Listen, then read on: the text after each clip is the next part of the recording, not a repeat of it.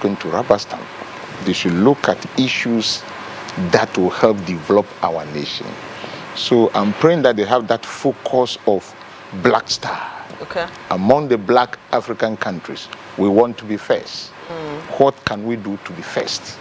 That should be at the back of their mind. And, you know, those who will be bringing bills from the Jubilee of Flagstaff House, they should be careful too. The confidential documents. Because we are running an executive parliament. We are running executive parliament. So whatever goes to parliament comes from the Flagstaff House. And whatever comes from the Flagstaff House is a policy that government want to run. So we plead with them to do proper auditing of this type of confidential, this type of documents that will be going, so that when members of parliament approves it, it will not be like it is just a rubber stamp. Okay. You get right? This is what makes the thing, people say it is a rubber stamp, No. If you audit the thing very well, the policy or the contract that is coming very well, and you see that it meets the test of time, when the members of parliament approves it, it will not be an issue of just a rubber stamp. Because it must show that vision that what we want to do, for which we are looking for this money, is going to inure to the nation's benefit. The young ones who are coming, the women, the environment, even the animals. Such policies, confidential documents should take care of that. If it happens that way, NDC will not have problem. But if it doesn't happen that way and somebody want to maneuver something by force, even though they tell you this and this is not good, so you just send it. And then you have the leader of government business, who is to make sure that because it is coming from the Jubilee House or Flagstaff House, we must pass it. Then we will have a problem. Okay. We will have a problem. So I am appealing to the new ones coming that let Mother Ghana be at the back of your mind, especially so the ministers who will be bringing contracts for approval. Let Mother Ghana be at the back of your mind. Look at your child and ask yourself questions before you send such documents for approvals. Look at an example of Palogu Dam. Look at that example. So I ask myself, if this should happen in NDC time, what will I say? Okay.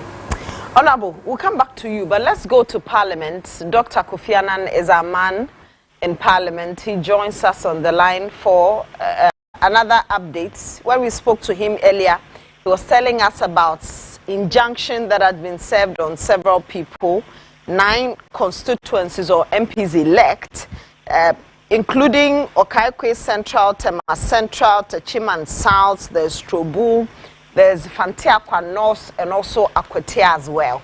The Clerk of Parliament and Speaker of Parliament, we were told by our reporter, had been served. So he joins us for updates. Doc, welcome back. So what's the latest? These MPs elects whose seats are announcing, are they in the chamber or they've been prevented from entering? Yeah, Val, I can confidently report that these individuals have been spotted. In fact, immediately we spoke earlier on, I spotted the Member of Parliament elect, as it were, for Akwatia constituency, the Honorable Ernest Kumi, who I spotted walked into the chamber, took his seat somewhere behind what they call the backbencher seat. He took his seat there. I also spotted the Honorable Patrick Boama for the Okaikwe Central constituency, and then Honorable Ajay Kosa for the Techiman South constituency. In fact, I must say that all other MPs elect, so to speak, who are in contention, whose seats are in contention, I must say, have all reported into the chamber. So we don't know what exactly the plan of the minority side would be moving forward. But we're still monitoring to see what will happen when the clerk to Parliament, the acting clerk to Parliament, comes in and proceedings begin. So that is what we are taking so far. But then I can also say that some big wigs from the NDC, like the party chairman, General Asiedu Nketia, is also in the House, is also in the chamber now. A couple of minutes he was exchanging pleasantries with some of the NDC MPs as well as the NPP MPs elect. And a couple of them, all other MPs that have won without any issues on their seats, have spotted virtually all of them here. A couple of minutes ago, we saw Dumelo walk in, the Honorable John Dumelo walk in amidst some cheers, and it's quite interesting. It's a mixed feeling, I must say. Some people are upbeat, so to speak. They don't know what is going to happen. Some too are, they are okay, smiling and taking pictures and all that in the chamber. Yeah. I can see from the videos you sent us, especially the public gallery and the media gallery, almost full to capacity. The chamber, how is it looking like? Almost all the MPs elect are in, so we can see that maybe they would begin sitting any moment from now.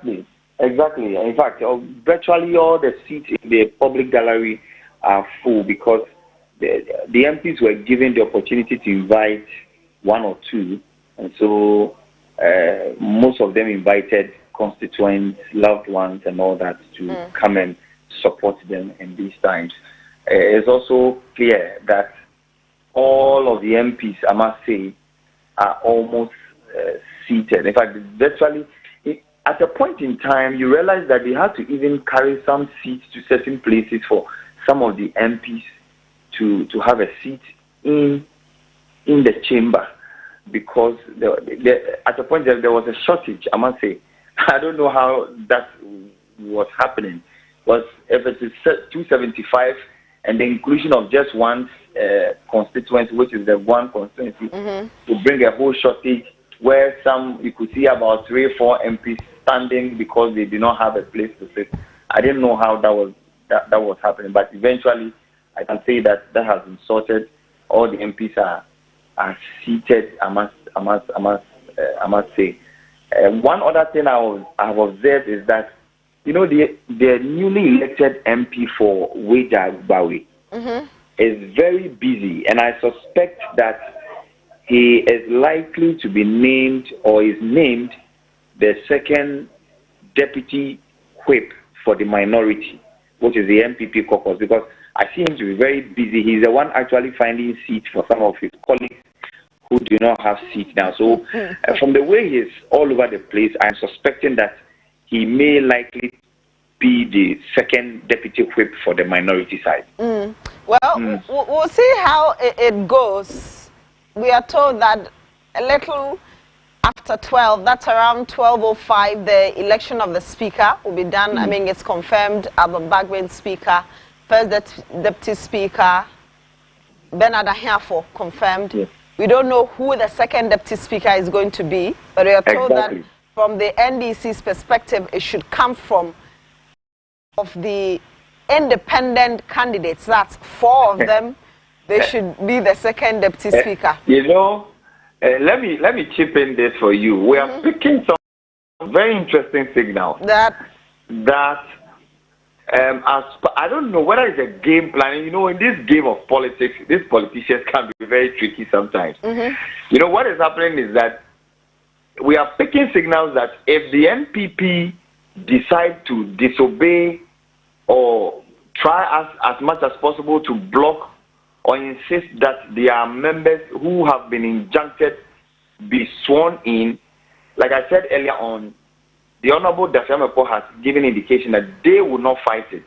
They will let it pass. But then some...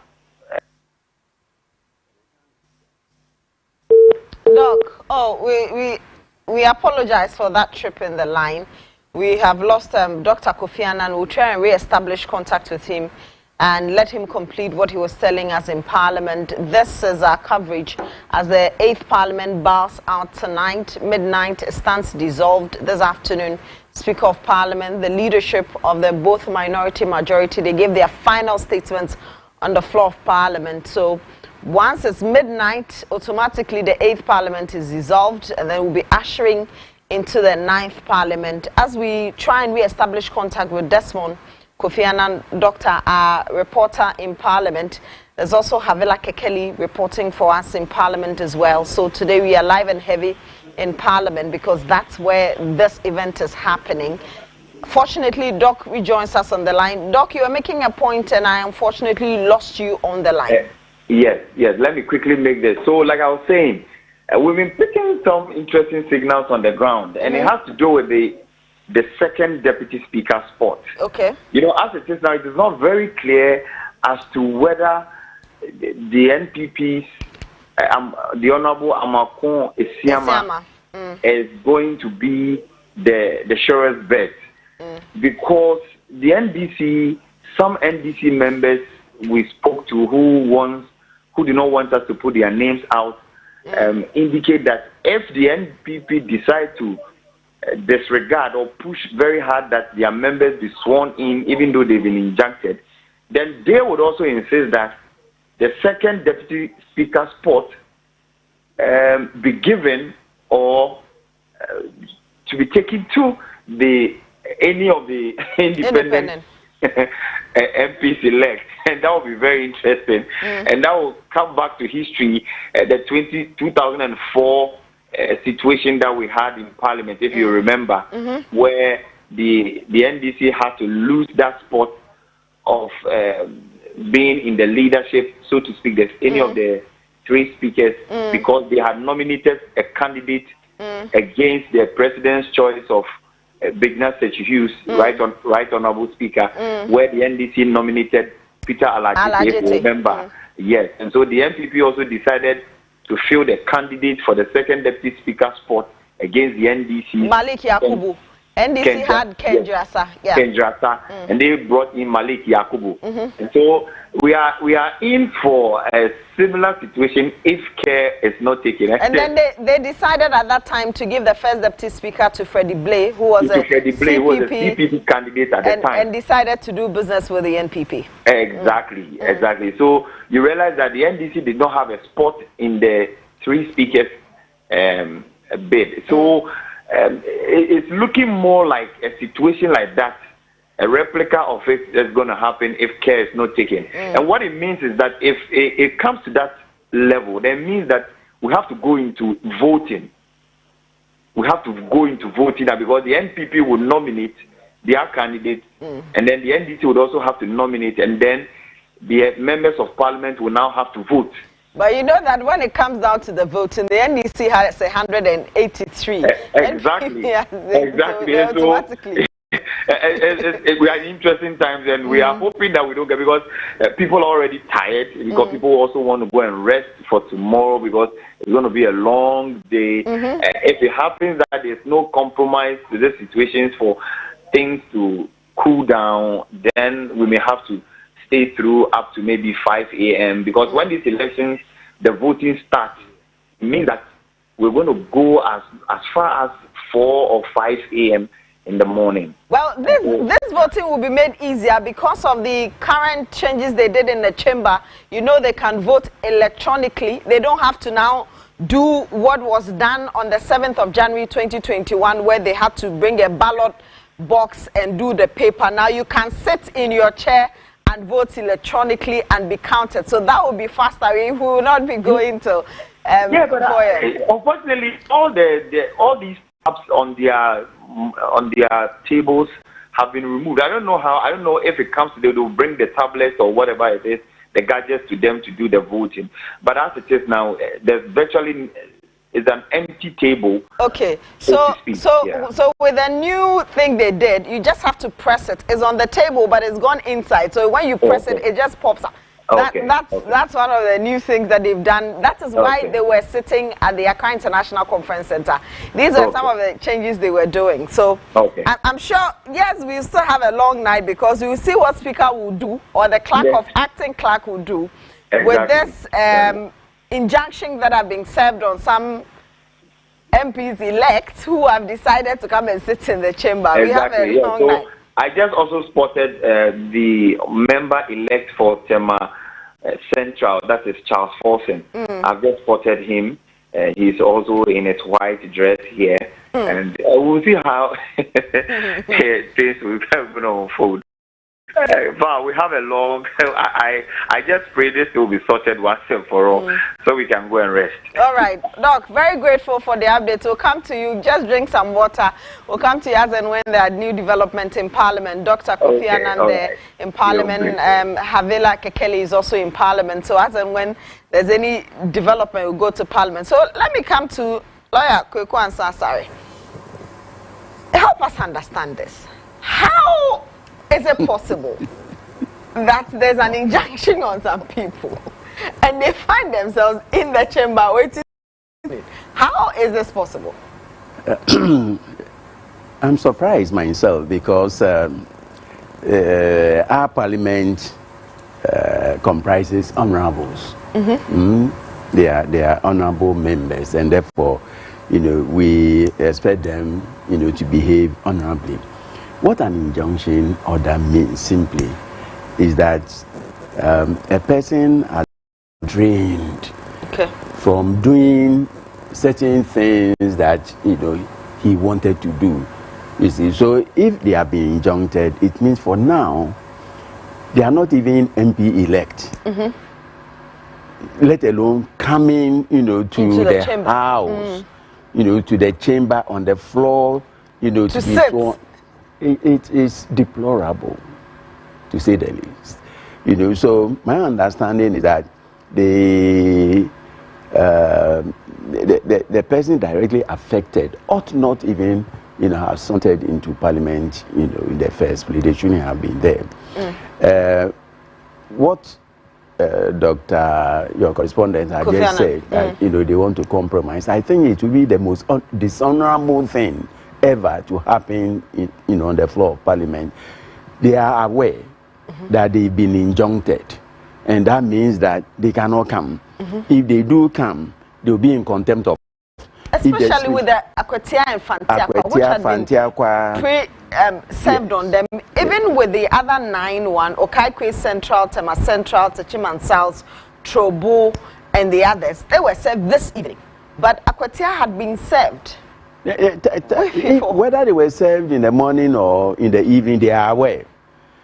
And in law, if they disobeyed, the court. So the disobedience is, to the court. It means that they are not recognizing the dignity and authority of the court.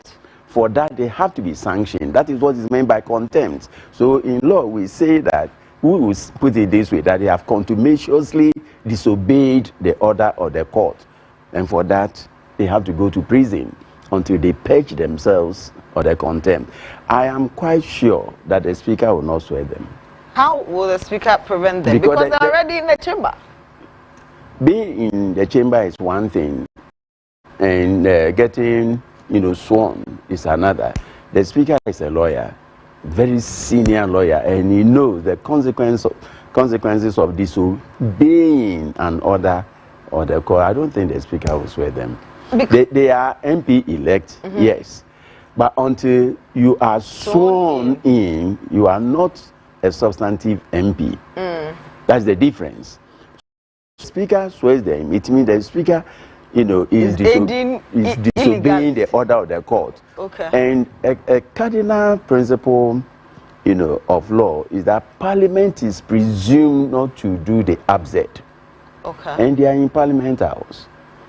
So, if what they are going to do will end up in absurdity, they ought not, to do it in the first. How will it end up in absurdity? Because you have been injuncted, you have come, and the Speaker is going to swear you in. It means that, one argument is interfering, with the course of the administration of justice. Okay. And that is, an impeachable offense in the Constitution. If you disobey, it means that you are not upholding. And the rule of law is the cornerstone of our governance. So if from the first day they are going to flout orders of court, that will not augur well for this nation. I don't expect the Speaker to do any dishonorable thing this evening or this morning. It looks like the Speaker foretold us what was going to happen, because in his last address he had said that he does not recognize the recollation and redeclaration of persons after they had been duly declared at the collation centers, and that it's his duty to swear you in, and he was not going to swear those individuals who had been recollated, whose results had been recollated yes, and redeclared. Yes. Now these individuals have found themselves in the chamber. I'm looking at how Speaker will tell them just walk ignore out. them. No, he can't ignore them. Because they are all going to be sworn in at the same time. He ignores them, they are going to take their oath. Yeah. The matter right now is that we don't have speaker right now. Yes. So let's give the benefit of the doubt. Now the parliament is in the hands of the clerk. By the time they walked in, we had a speaker. The time they walked in. No, Right but now? right now, Until parliament is prorogued, the speaker remains the speaker. you see, Yes. right now, we don't have speaker. Right now we have a speaker of the 8th parliament, and we have 8th parliament which has not So, been dissolved. and these are the representatives of Of the 9th ninth parliament. parliament. So Okay. right now, But they walked into the 8th parliament. but that at the time, the tail speaker end. right now is not active. Okay. Even if we know that he is going to come, He's not waiting for yes, for the midnight. 12th midnight, Okay. before a member can raise an issue on the floor that this and this We and have this. aliens here. Yes, so right now they are just enjoying their own honeymoon because we don't have an active speaker right now. But we have the For the marshals. ninth- What are the marshals there for?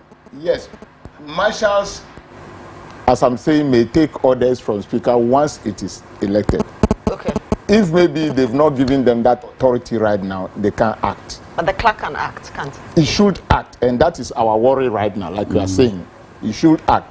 But if he has not acted before the speaker comes in, I'm sure a member will raise the issue about the injunction. And once that is raised, it will be upheld by the speaker, and then the right thing will be done. Like my senior said, we don't want to see any absurdity in the floor of the house tonight. Everything should move smoothly. But you see, there will be people who will be telling these guys or honorable members, to you go inside, go inside, go inside. This is very, very bad at the political realm. But if I understood the correspondent, what you are saying is that the MPP is trying, To ensure that these people are sworn in, Are sworn are duly in. sworn in. Yes. Because they find, and I see a repeat of 2021 when James Jachikwesing, Asen North, when the majority leader for the 8th parliament, now outgoing majority leader, minority leader for the 9th parliament, Afenyo, raised the attention of the speaker that there's been an injunction on the swearing in of Jachikwesing and that he has served the clerk. That was when I remember Muntaka asking, who served? Are you a bailiff? He said no. He said, oh, and he was reading on his phone. And he said, no, that is not how you're a lawyer. That is not how we serve. So there is an escape there for the speaker. The speaker did not speak. You didn't mention that the speaker answered. No, he didn't. He didn't. So today, if the speaker comes and says, yes, I have received, what will we say? That's all. But my senior man is there. They are the lawyers. They know how to play games. They know how to play games. Politicians also know how to play games. Yes. So we have studied that. We are politicians with that law. And they But are you make their laws. Yes, we made the law, but I'm not a lawyer. Sorry. So politicians who is not a lawyer. But we know how our legal luminaries play games. But you see, it would be very unfortunate, you know, if our politicians, you know, will try to cut corners. Yeah. You know, by saying that, you know, they've not been served. I think we should respect, you know, the law, hold the law. If we keep trumpeting every now and then that the rule of law is the cornerstone of our governance system, and yet, you know, the lawmakers themselves are going to, you know, breach the law, then who has to observe or uphold the law? So, based on that, lawyer, let me ask you, filing a process in court, does it automatically means it's been served? And No. because it has been filed, No. Service I means should stop what I'm doing. the bailiff who is duly authorized to deliver a court document called process to the person directly affected. So if you are the person named, you know, in the process, then if I'm the bailiff, I need to give it to you. So if I, you know, walk into your kitchen, for instance, and it is your husband and not you, I cannot give it to your husband. If it's to your husband, you have not been served, because service is personal. Okay. Now, so if it is not done personally, then there's an alternative which we call the substituted service. Okay. So substituted service, you know, is the alternative means of effecting personal service, you know, which otherwise couldn't have And that's been where served. you can even do it via WhatsApp or go and post it on electronically. the- Okay. Sure. Again, if you're serving me and I refuse to accept it physically, You can't refuse. and you put it on the table, I have served you. You see, where for instance, the bailiff realizes that, you know, the person looks ferocious and that there's danger looming, he can read the contents of the process from a very, you know, reasonable distance, and then drop it. Just tell you the contents of the document, that, you know, I'm a bailiff from the court, I've been, you know, authorized to serve you, you know, this is the nature and blah, blah, blah, blah, and then throw it at you and run away. so whilst you are waiting for how this whole I've been served, I've not been served is trying to play out to see, and we're just bidding our time, just waiting for the 12 midnight, the 5 minutes after. But I think that to be a very dishonorable thing for any MP elect who has been served, you know, to attempt to cut corners by saying that he has not been served. So if they've not been served, and then the Speaker and Clerk of Parliament admits that they have been served, the No, service he cannot. still If they've holds. not been, he cannot, because there's what is known as proof of service. Okay. The bailiff who is serving has to make a return. You know, there's an affidavit, you know, indicating the mode or method of service, the time, the person who was served, and all that. Now, when he makes that, you know, return, it is, you know, service. He has acknowledged the fact that he has duly delivered or given the process to the person, you know, whose name does appear on the document. Okay. Now, if he was not able to serve, he will return. He will make a non-return, you know, service. So on the affidavit, he will indicate that, you know, these were the circumstances under which he Could not serve. That would be the end. Again, maybe the MP elects have not been served, but the Speaker has been served, and the Clerk of Parliament or Clerk to Parliament has been served. If the MP elect, you know, if the MP elect is the object of the service, it cannot be served, you know, on the Speaker yet, because, you know, he has not been sworn as, you know, MP, and therefore it's not an MP. So it is only MPs who can be served through their head, Speaker. and the head is either the clerk or the Speaker. So, you know, I don't know. He But probably. it's an injunction preventing that person from being sworn in, and we know that the swearing in is supposed to be done by the Speaker. Yes, but you see, we have all read or we have all heard that some MPs elect have been injuncted. Whether they have been served with the order of injunction is another matter. They may have been injuncted by the court. And the law is that if they were in the court, they were in the court when the judgment was delivered. When the ruling was, given, and they heard about it, the court in a contempt matter can say that, but you heard it, you were there, your you need not wait, to be given, the physical document. That is, the analysis, of the law. But another judge will say that even though they were there, they needed to tenor of the order. Okay. Because the order must speak to something, and therefore if the person, didn't know the precise order embodied or contained in the process, how is he going, to? That is what he meant by, they have a way of. And then the speaker might say, well, I have not been given anything. You remember the October 17 after your marking? The speaker said you have not been served. Yes. Yes, and I was on a program here, and I explained that if the speaker said you have not been served, you have not been served. The speaker is an honorable person, so are they all the honorable people there. And I'm saying that if they know that they have been injuncted, they should just, remain at home, not come at all, because this may prove very embarrassing, very, very embarrassing for all of us. Another aspect too is that the other time, the director legal for NDC, they served the EC that the recollection that they are doing, they should stay off execution. You get me right?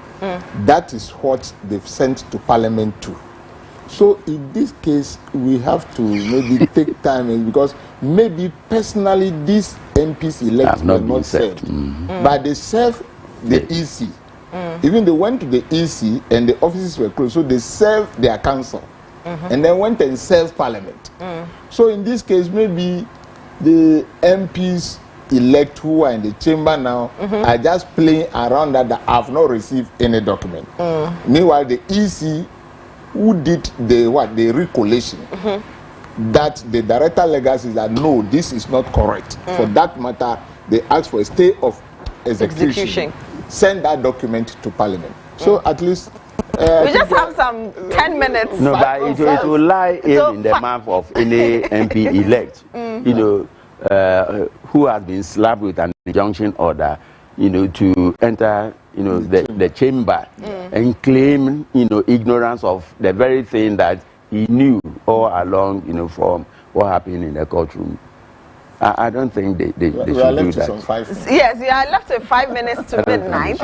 But the speaker's election would be 5 minutes after midnight. So let's say 10 minutes time. And it is after the speaker has been elected, then sworn in, that he can also swear the MPs in.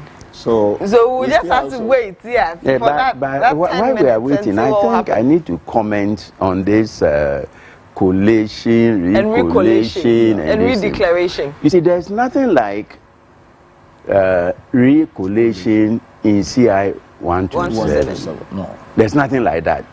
And I've always, said that we should not, that is, the judges and the MPs should not attempt to import words that are not in the CI, in the law, into the law. When they do that, they are causing confusion, creating problem for everyone.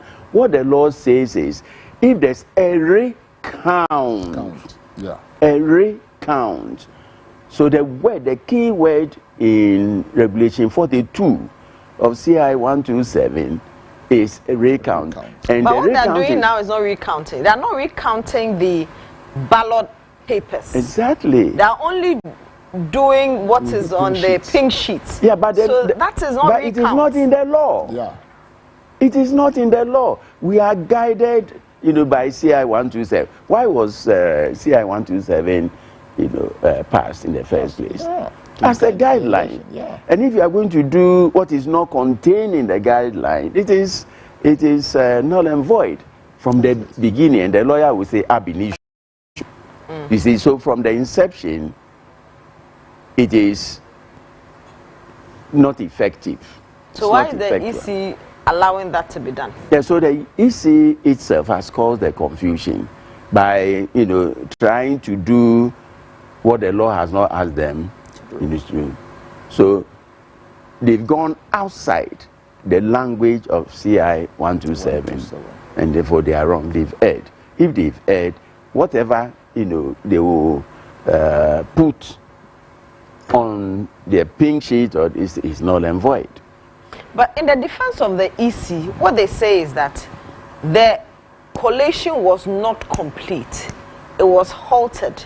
There were polling station results that were not added. So what they've gone to do is to go and complete the process and declare the winners. No, in that case, what regulation 42 of CI 127, has put down or indicated is that the returning officer and the polling agents, the two polling agents, they will sign, each of them will sign something, and then the returning officer will certify, and after certification, submit it to the commission, and the commission, must within 30 days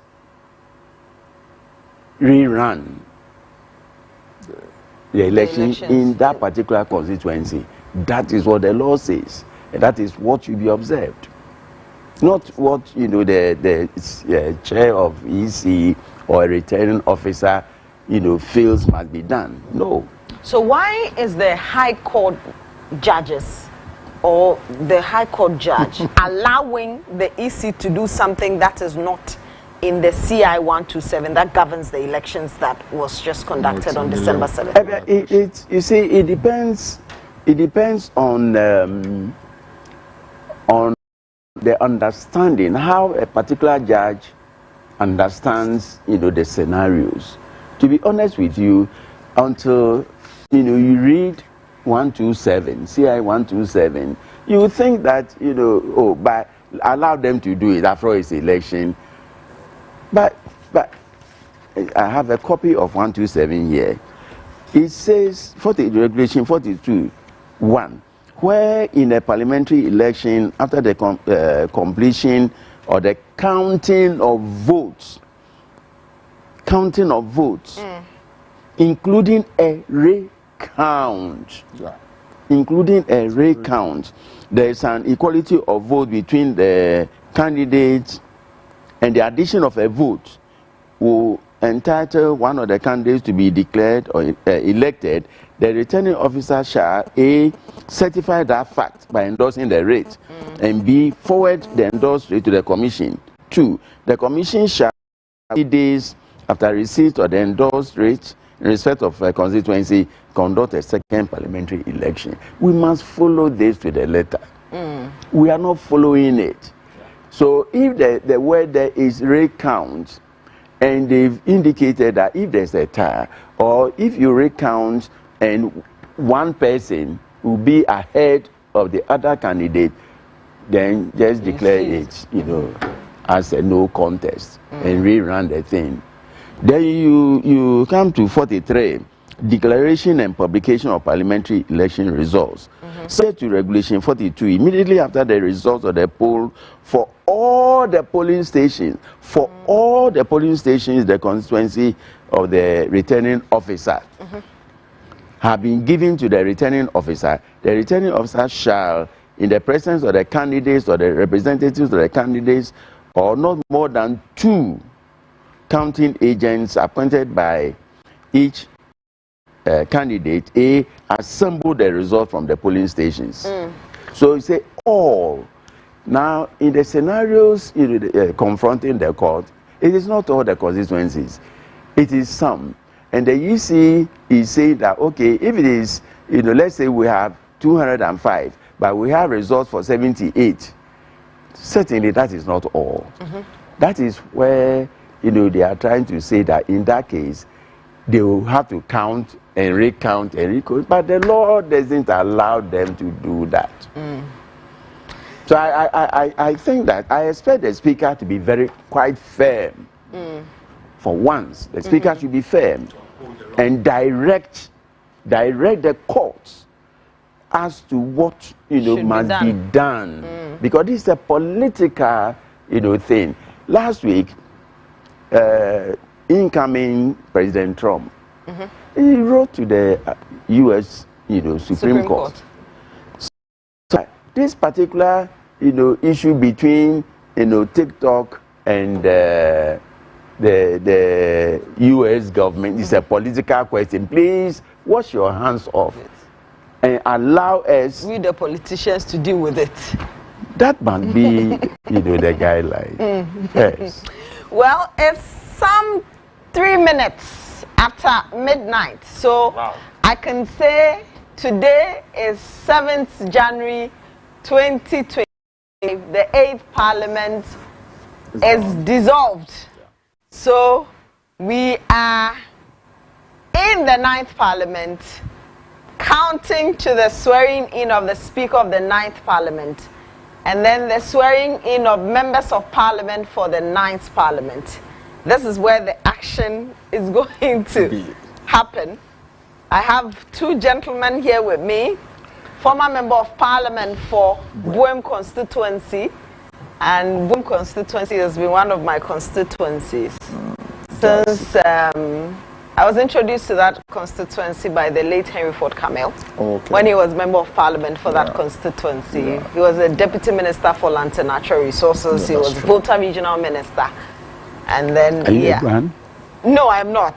In fact, so that's how come Buem became one of my constituencies. That's good. And Honorable Dano Kwesi Sherman was also member of Parliament for that constituency. And Adams came to unseat him in their primaries. That's true. Yes, and he's here with me, and also former director of the Ghana School of Law, Ghana Law School.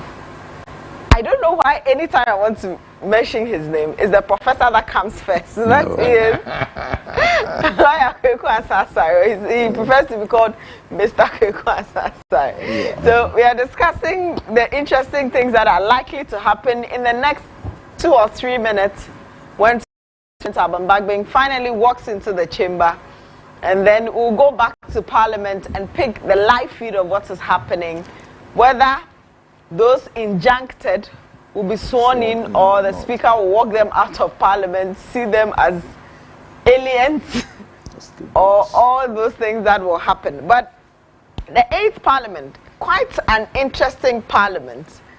Honorable, let me ask you what your highs are of this 8th Parliament. The Parliament that, for the first time in the history of this country, saw military invasion, saw a brawl over the election of a speaker. In fact, there were blows of fisticuffs in the passing of e-levy and several other interesting things in the 8th Parliament. MPs chewing and swallowing paper. Actually, in my view, Ghana democracy has transitioned into a new level in 8th Parliament. Okay. For which, left with me alone, the law students need to study and politicians coming need to study a lot of things. In the 8th Parliament? Yes. And unfortunately, I am not saying that. Nobody's learning anything. Maybe somebody's learning the corner that I don't know. Okay. Because we've been in the system of majority, and at this 8th Parliament that we transition a bit, look at what has happened. Soldiers entering chamber that has never happened before, people chewing papers and all that, just because we have a balance of power. And so I asked myself, sitting speakers voting, taking decisions. Yes, taking decisions, a referee voting or playing.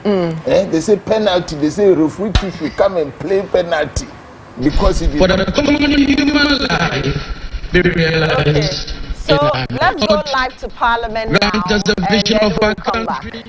A kind of shall be founded on service, and honor shall be given to the deserving.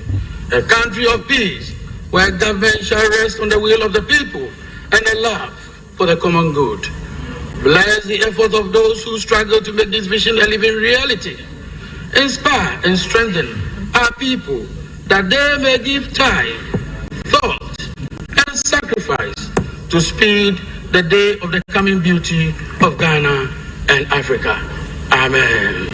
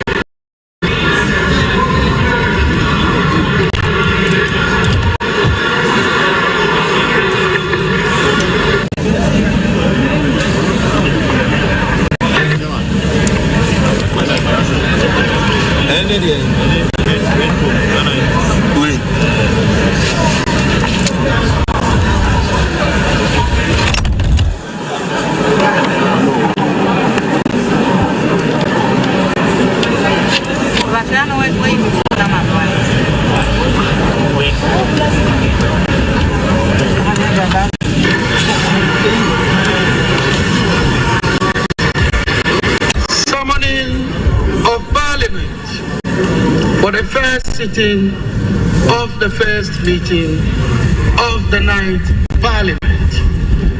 Know ye all men that in the exercise of the powers conferred on the clerk to Parliament, I, Ebenezer Ahuma Jethro, acting clerk to Parliament, appointed under Article 124 of the Constitution and pursuant to Order A2 of the Standing Orders of Parliament, do hereby appoint Parliament House, Accra, to be the place, and 12 midnight of Tuesday, the 7th of January 2025, to be the time, and 12 midnight of Tuesday, the 7th of January 2025, to be the time when Parliament shall sit to elect a Speaker and Deputy Speakers for the administration of oath to the Speaker and members of the 9th Parliament of the 4th Republic. Signed, Ebenezer Ahuma Jethro, acting clerk to Parliament.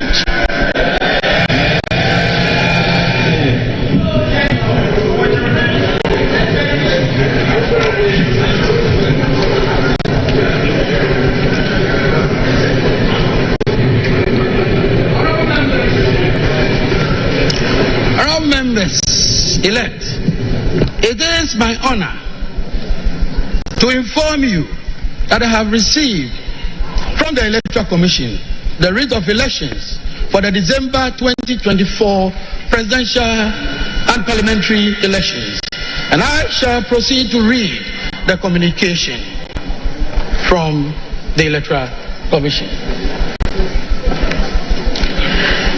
Let me indicate that the writs came in sequence.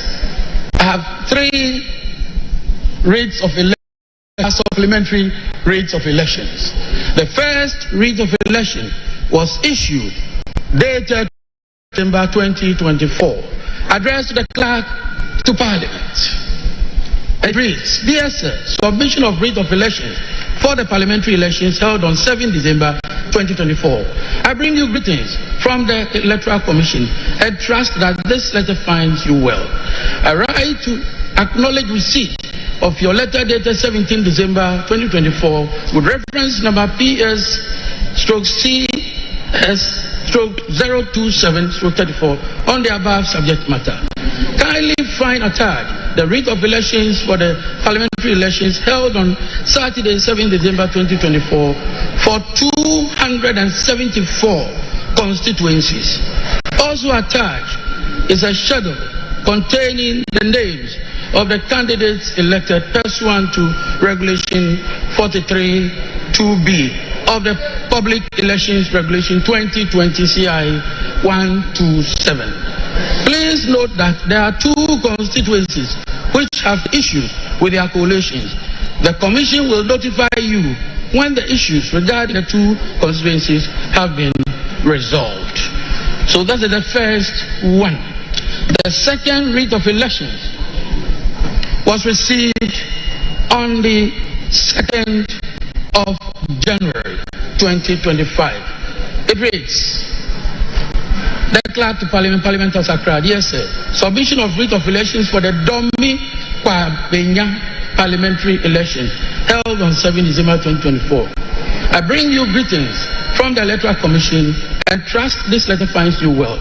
Following the completion of the collation of polling station results for the Domi Kwabenya constituency, kindly find attached the writ of elections for the parliamentary elections held on Saturday, 7 December 2024 for the Domi Kwabenya constituency.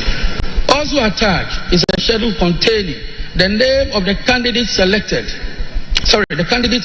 pursuant to Regulation 43(2)B of the Public Elections Regulations 2024 CI 127. Signed, Samuel Tete, Deputy Chair, Operations. The third writ of elections was received on the 5th of January. 5th January. Also addressed the clerk to Parliament, and it reads, DSA, submission of writ of elections for Okaikwe Central, Tema Central, and Techiman South parliamentary elections held on 7 December 2024. I bring you greetings from the Electoral Commission and trust that this letter finds you well. Following the completion of the collation of police station results for Okaikwe Central, Tema Central, and Techiman South constituencies, kindly find attached writ of elections for the parliamentary elections held on 7 December 2024 for the above mentioned constituencies. Also attached is a schedule containing the names of the candidates elected pursuant to Regulation 43(2)B of the Public Elections Regulations 2020 CI 127. Again signed by Samuel Tete, Deputy Chair, Operations for Chairperson. Honourable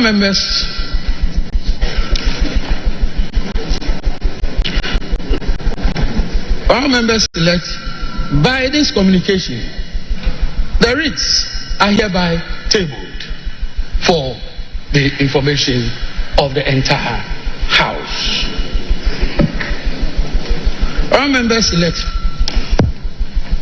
Order A3 of our standing orders states that a clerk, as the presiding officer, shall conduct a roll call of the members of Parliament elect, and a member is expected to respond to the roll call.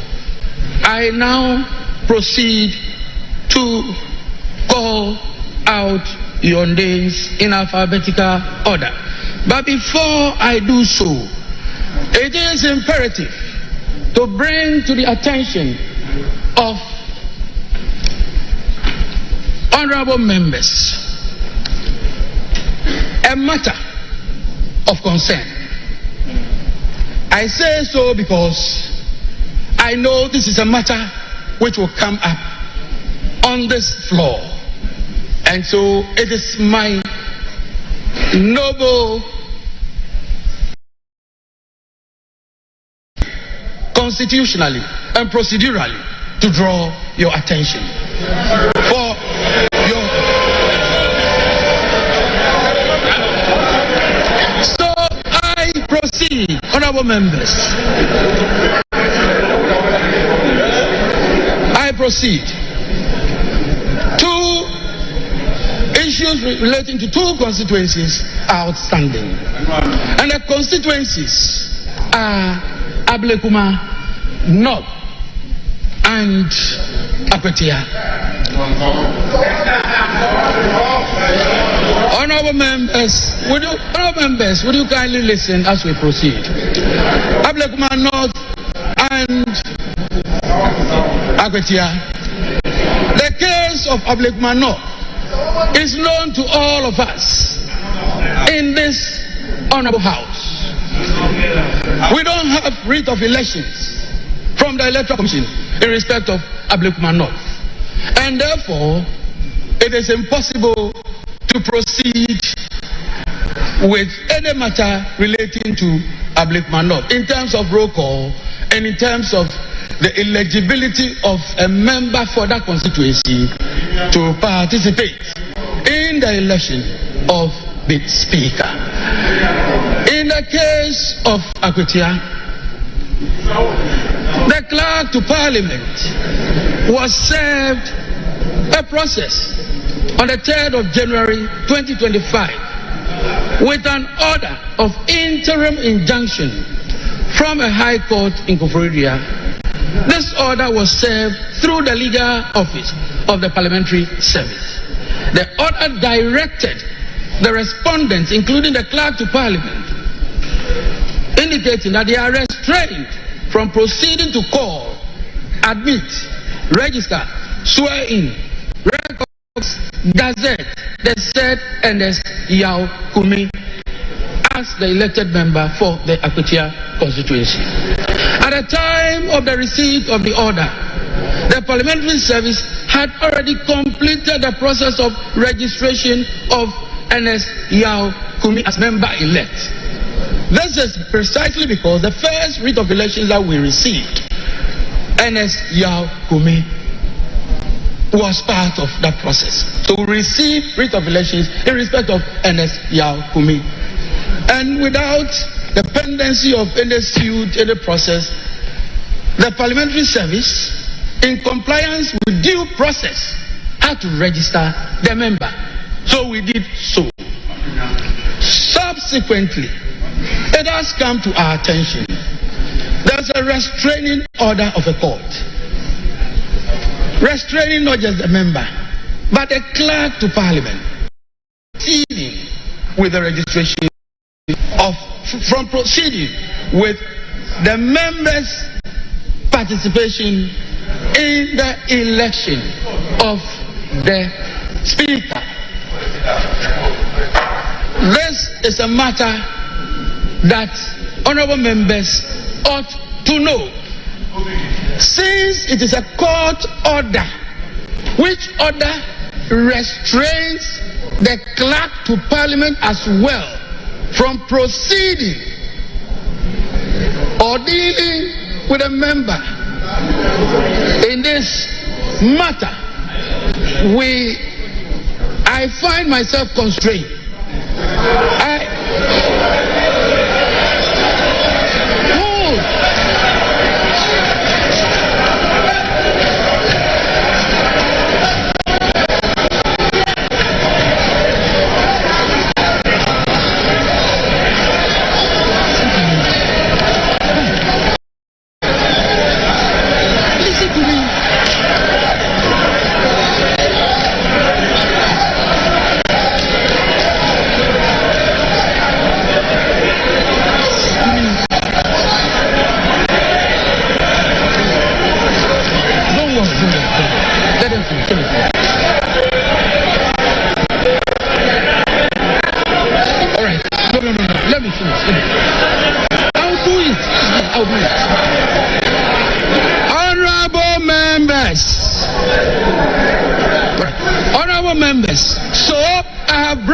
Matter to the attention of the House.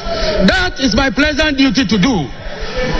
The member may decide, may elect to participate, but in doing so, I'm drawing attention to Article 105 of the Constitution, and I read, a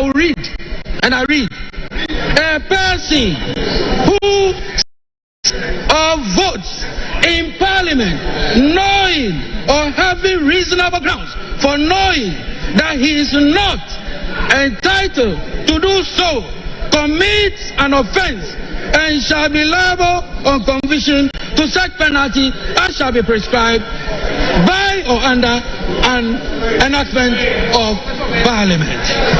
Having done this, I have discharged my noble duty. I will end there.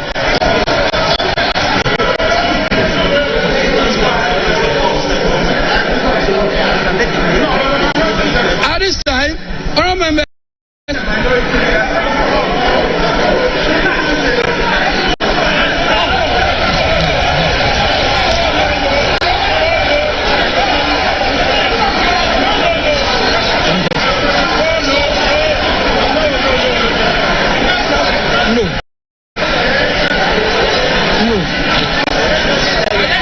I am not sitting down.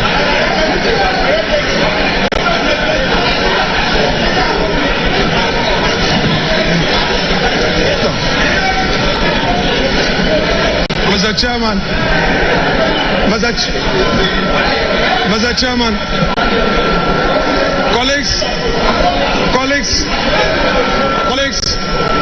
please, let's make a headway. Mr. Chairman, we have heard you. This is a house of rules and procedure that is not in doubt. This is a house that relies on precedents. I just have a simple answer to the point you made, and I have the instructions of my respected colleague-elect, Honorable Ernest Kumi, and fortified by the precedents of this house, which precedents is dated 7th of January 2021. I simply, Mr. Chairman, the member so desires to proceed to be sworn in and to also participate in the election of the speaker and bear the consequences himself.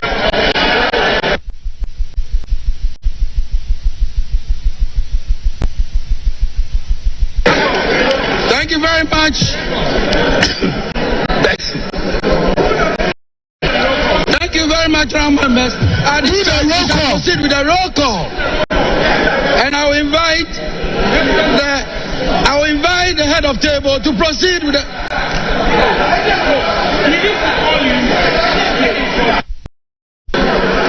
Mr. Chairman, Mr. Chairman,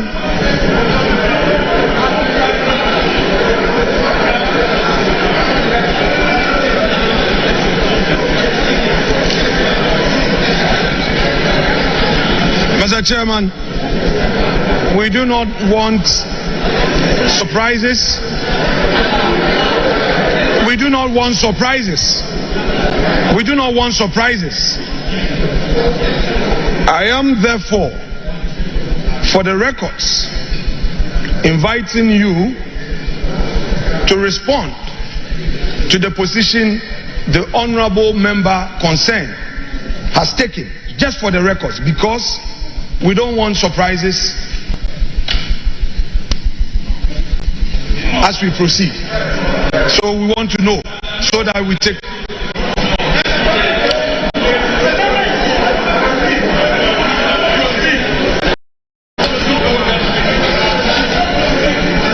Honorable members elect, I have taken note of what the Honorable Minority Leader has said. We will proceed appropriately. Yeah.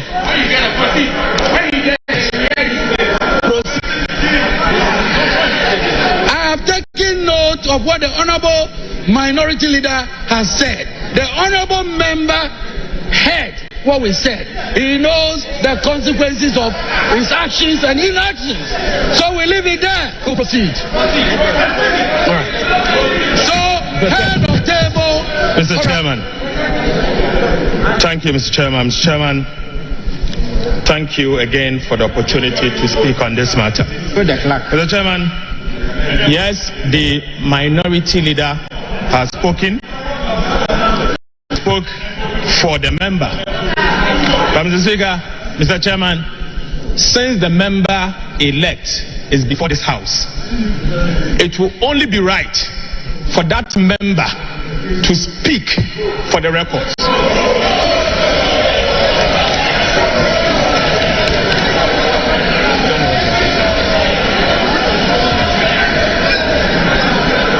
Mr. Chairman, I say this because the court has issued an order. The said order has been served on the member and the clerk to Parliament. Mr. Chairman, you read to us Article 105 of the Constitution. The honorable member, the minority leader, took responsibility and spoke on behalf of the member-elect. We want to... Yes, I listened to him, I heard him. If he's taking responsibility, let the records reflect. Let the records reflect that the member-elect for Akwetia constituency has disregarded the court order, and the repercussions of Article 105 of the Constitution applies. Thank you, Mr. Speaker.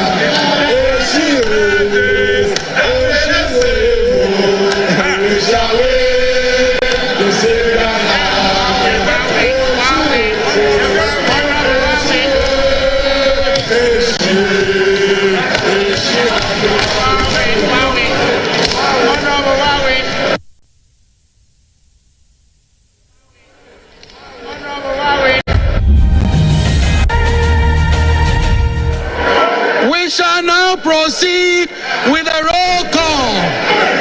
Yes. We are proceeding with a roll call. When a member-elect's name is mentioned, the member must rise in his seat to be recognized. Thank you, honorable members-elect. Head of table, proceed with the roll call. Abdul Khalid Mohammed Sharif. Ablakwa Samuel Okujeto. Abuaji George Kwame. Abuaji George Kwame. Abuaji George Kwame. Achampon Brian. Achampon Richard. Aqua Alexander Kwesi. Adam Hamza. Adam Muhammad Amin. Adams Abdul Salam. Adams Kofi Idi. Adams Mishab Mahama. Ado Ebenezer Kweku. Ado Kweku. Ado Yao Frimpong. Ado Kenneth Daniel Nana. Adi Frederick. Ejay Felicia. Adomako Ernest. Adongo I.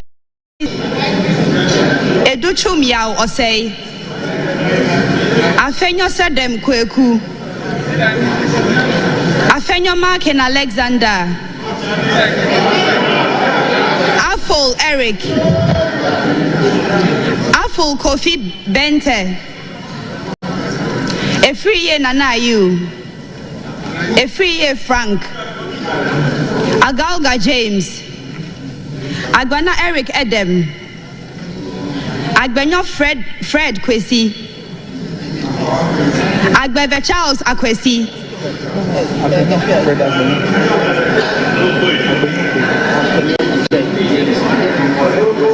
Agbenyo Fred Kwesi, Agbeve Charles Akwesi,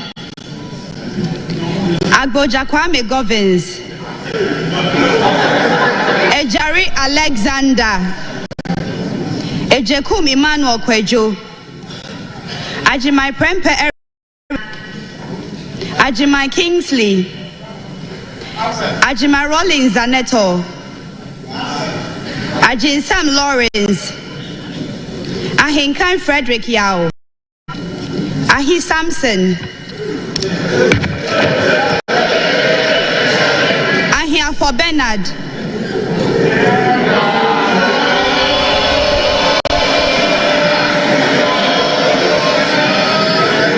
Ahmed Ibrahim, Eidu Michael Kwesi, Akando Kwabna Minta, Akrugu Faustina Eliklim, Akwete Okli Felix, Alajos Seidu Al Hassan Abdul Fatawu, Al Hassan Suini Saibu, Al Hassan Umar, Amankwa Milisa, Amankwa Nicholas, Amankwa Menu Kofi, Amwa Stephen, Amwaku Andrew Esiama, Amwaku Jampo Rudolph, Ampa Bin Simon Treme, Ampofu Kwame Chumesi, Amprechum Sapon Kweku, Enim Enestiao, Ankuma Emilia, Anodompre Frank, Anyimedu Enchi Kwame, Anyimedu Enchi Kwame, Apak Clement Abaz, Apieje Patricia, Ahin Ebenezer Prince, Amable Nyameke, Arthur Emilia, Asamoah Asamoah Vincent Topon, Asante Lawrence Koko, Asante Boatin Kweku, Asare Kwame Obain, Esiedu Aida Ajoa,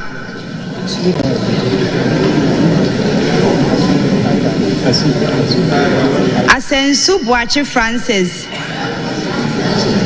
Ashi Alfred Nikote, Esiedu Charles, Asafwa Vincent Eko, Aworigo Simon Akibangi, Ewa Naneje Bafo, Ewuku Samuel,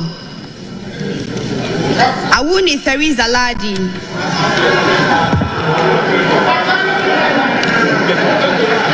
Ayamba Ladi Ayi,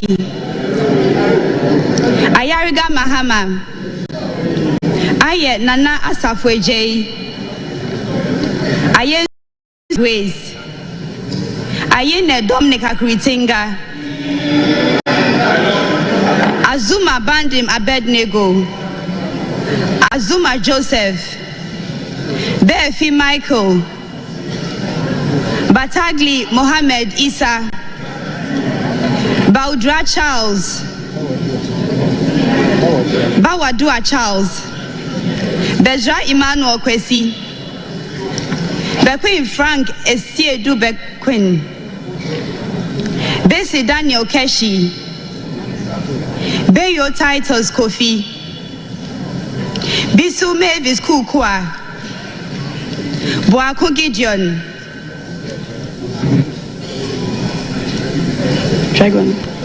Boachi Yadon Patrick, Boa Emmanuel Kweku, Boama Patrick Yao, Boatin Joseph Apia, Boatin Kwa, Brahma Muhammad Bawa, Brefo Bright Asamoah, Boa Emmanuel Amakofi, Bachman Philip Fifi, Bukari Joseph Nipe, Chiwete Andrew Dari, Kujo Comfort Doyo, Kujo Joanna Jan, Kujo Robert Wisdom, Dafia Mako Roxon Nelson Eche Kwame,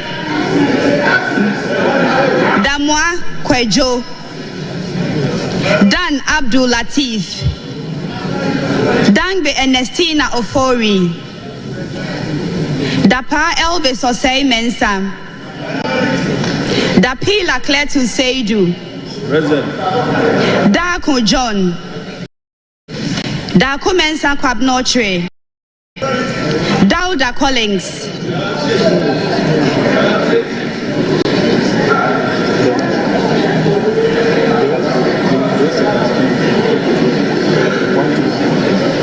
De Sebastian Fred, Jabab Nelson Kofi, Jogbadi Dorani Godwin Enimli, Dra Emmanuel, Dumelo John Seto, Jiwonu Laurentia, Enu James, Fatahia Abdul Aziz, Foko Chinebua Kodia, Fodro John Intim, Fomadi Jean-Marie, Forsen Castle Atoba, Forsen Charles, Frimpau Kwamiado, Frimpon Joseph, Frimpon Ohene Kwame, Frimpon Owen Kwame,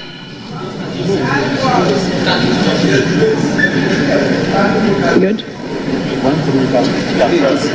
Gakwe Kwame Jujoli, George Samuel Nate, Ganza Al-Hassan Kobna,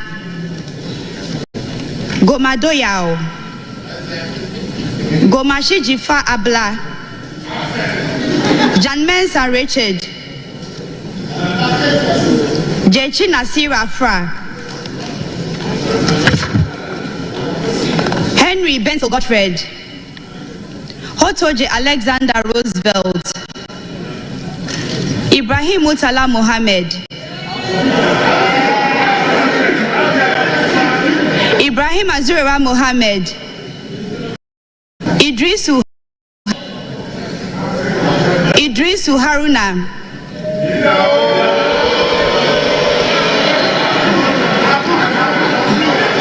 Isa Atta, Isifu Mahmoud, Jack John Kwame Ado, Jaja Yusuf Isaka, Joshua Godfrey Seidu, Jinapo John Abdullahi, Jipo Samuel Abdullahi,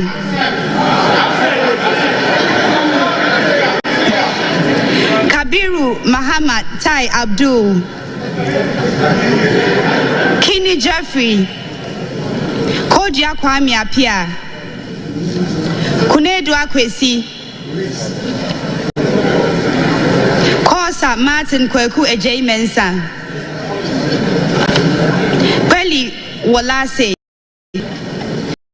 Su Edem Richard Kofi, Kuma Joseph Kwame, Present.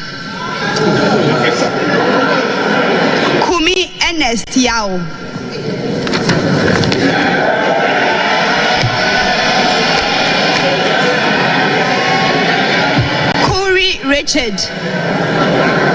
Kuri Richard, Kuyon Solomon, Kwenu Othniel Echo, Kwatin Kweku Ajimai, Che Shirley, Chiredria Dixon, Lamisi Akambai Balidia, Labi Oscar Ofori, Latte Agnes Namumo, Lukuto Maxwell Kwame, Mahama Daniel Dung, Mahama Shaibu, Mafu Kofi Ahenkwa, Mensa Collins Adomako,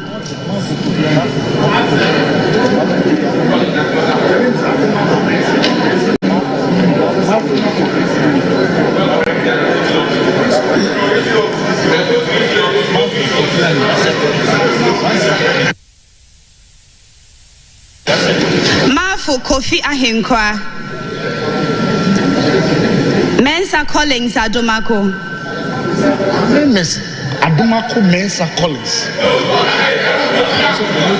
Mensa Isaac Ejay, Mensa Joseph Kwesi, Mijima Shaibu Nuren, Mills Samuel Atta,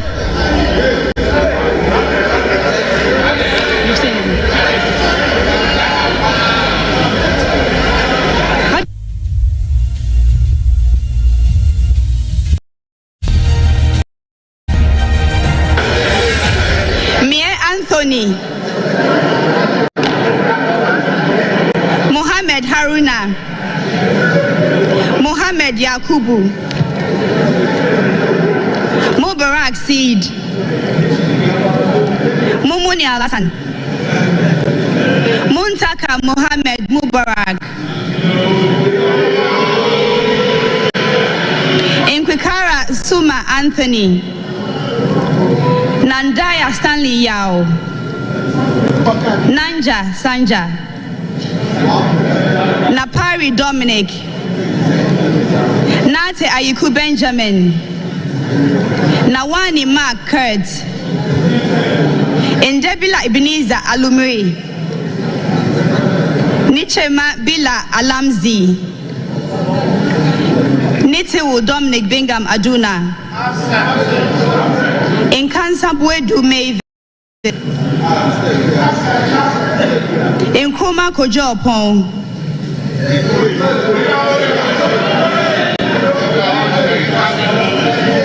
Nukwa Pius Kwame, Nokwai Kofi Ako, Nogbe Ernest Henry, Notuko Toe Peter Kwesi, Intebe William Ayo, Intekuni Emmanuel Kofi, Intim Adelaide,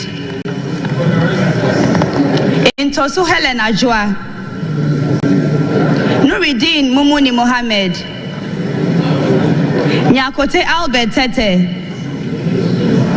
Nyako Bismarck Tete, Nyako Isaac Buama, Nyaku Kingsley, Nyaku Thomas Ampim, Nyaku Kwame Naminta, Nyindam Matthew, Oklu Linda Ohenewa, Odampton Isaac Asha, Oforiata Duke William Allen Kwame, Ofosu Felix Kwache, Ofosu Ejari Elizabeth,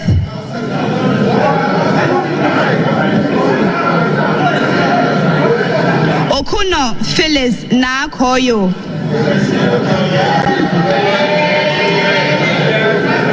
Onyina Champong Akwesi Jemfi,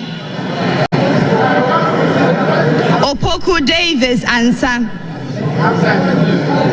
Opoku Eric, Opoku Isaac Yao, Osei Kennedy Nyako, Osei Ejay Nana, Osei Akoto Seth,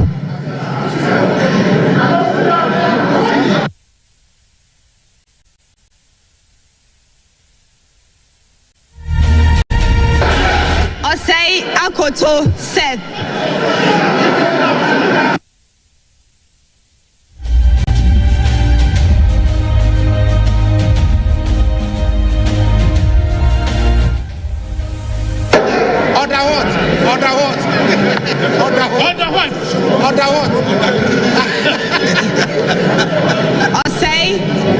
Oto Seth. Osei Asari Abena. Oti John Kwabena Bless. Oredu Charles Esuaku. Owusu Gloria. Owusua Rachel Ama. Owusua Charles Francis Kwabena Brimpong. Peito Desmond de Graft. Pelpo Abdul Rashid Hassan. Pokwe Dusei Ralph. Kweisin James Jechi. Ramadan Mohammed Adamu. Ricketts Hagan George Kweku. Salam Damata Ama Epianima.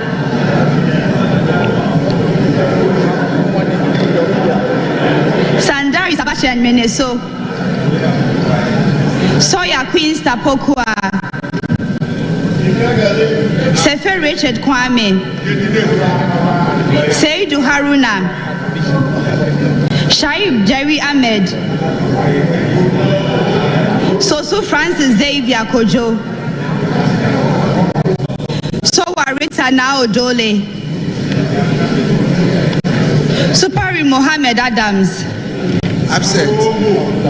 Suleimana Adama. Yeah. Absent. I'm here. Suleimana Al Hassan.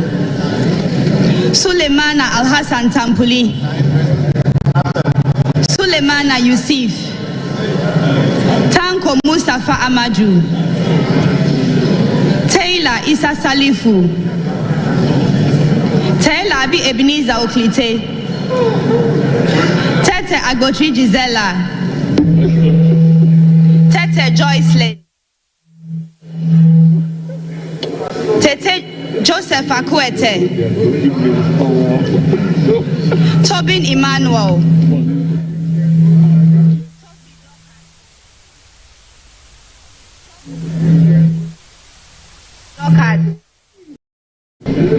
Tobu Peter Lanshini. Ture Mahama Nasir. Cheko Thomas Walanyo.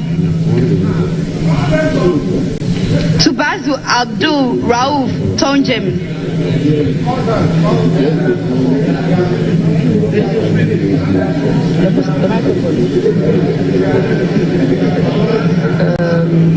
Sorry? Yusuf Mustafa. Vanderpoy Alfred Oko. Bondi David.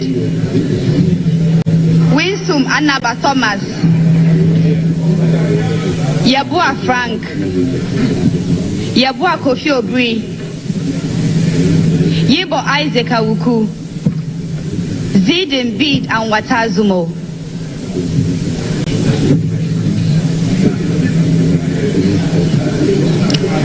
Thank you very much. Our members elect, we shall proceed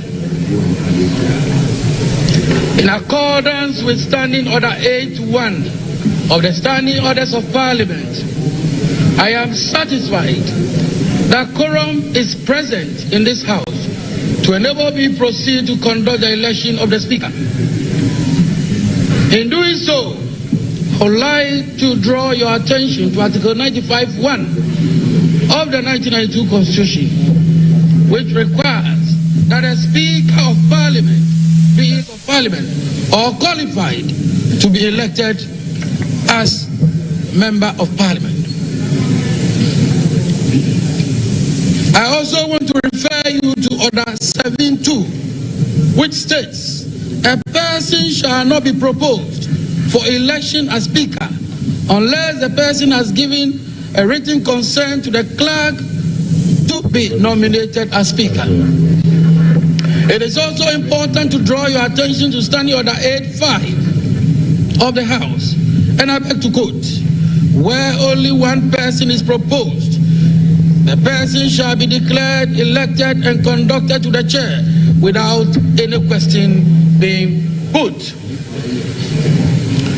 A member elect addressing the clerk, shall propose a person to the House as Speaker of Parliament, and shall move that the person do take the chair of this House as Speaker, which motion shall be seconded without debate or remarks.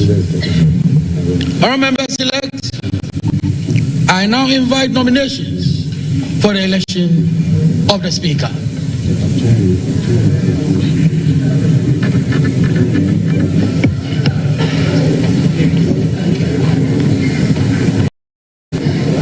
Majority Leader. Mr. Chairman, I come under Order 8.4. Mr. Chairman, I beg to read.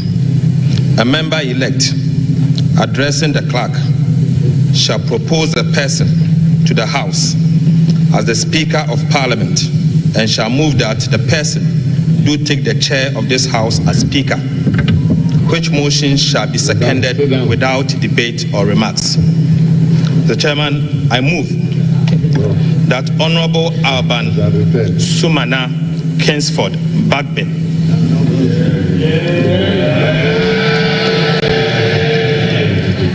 do take the chair of this House as the Speaker of the 9th Parliament of the 4th Republic.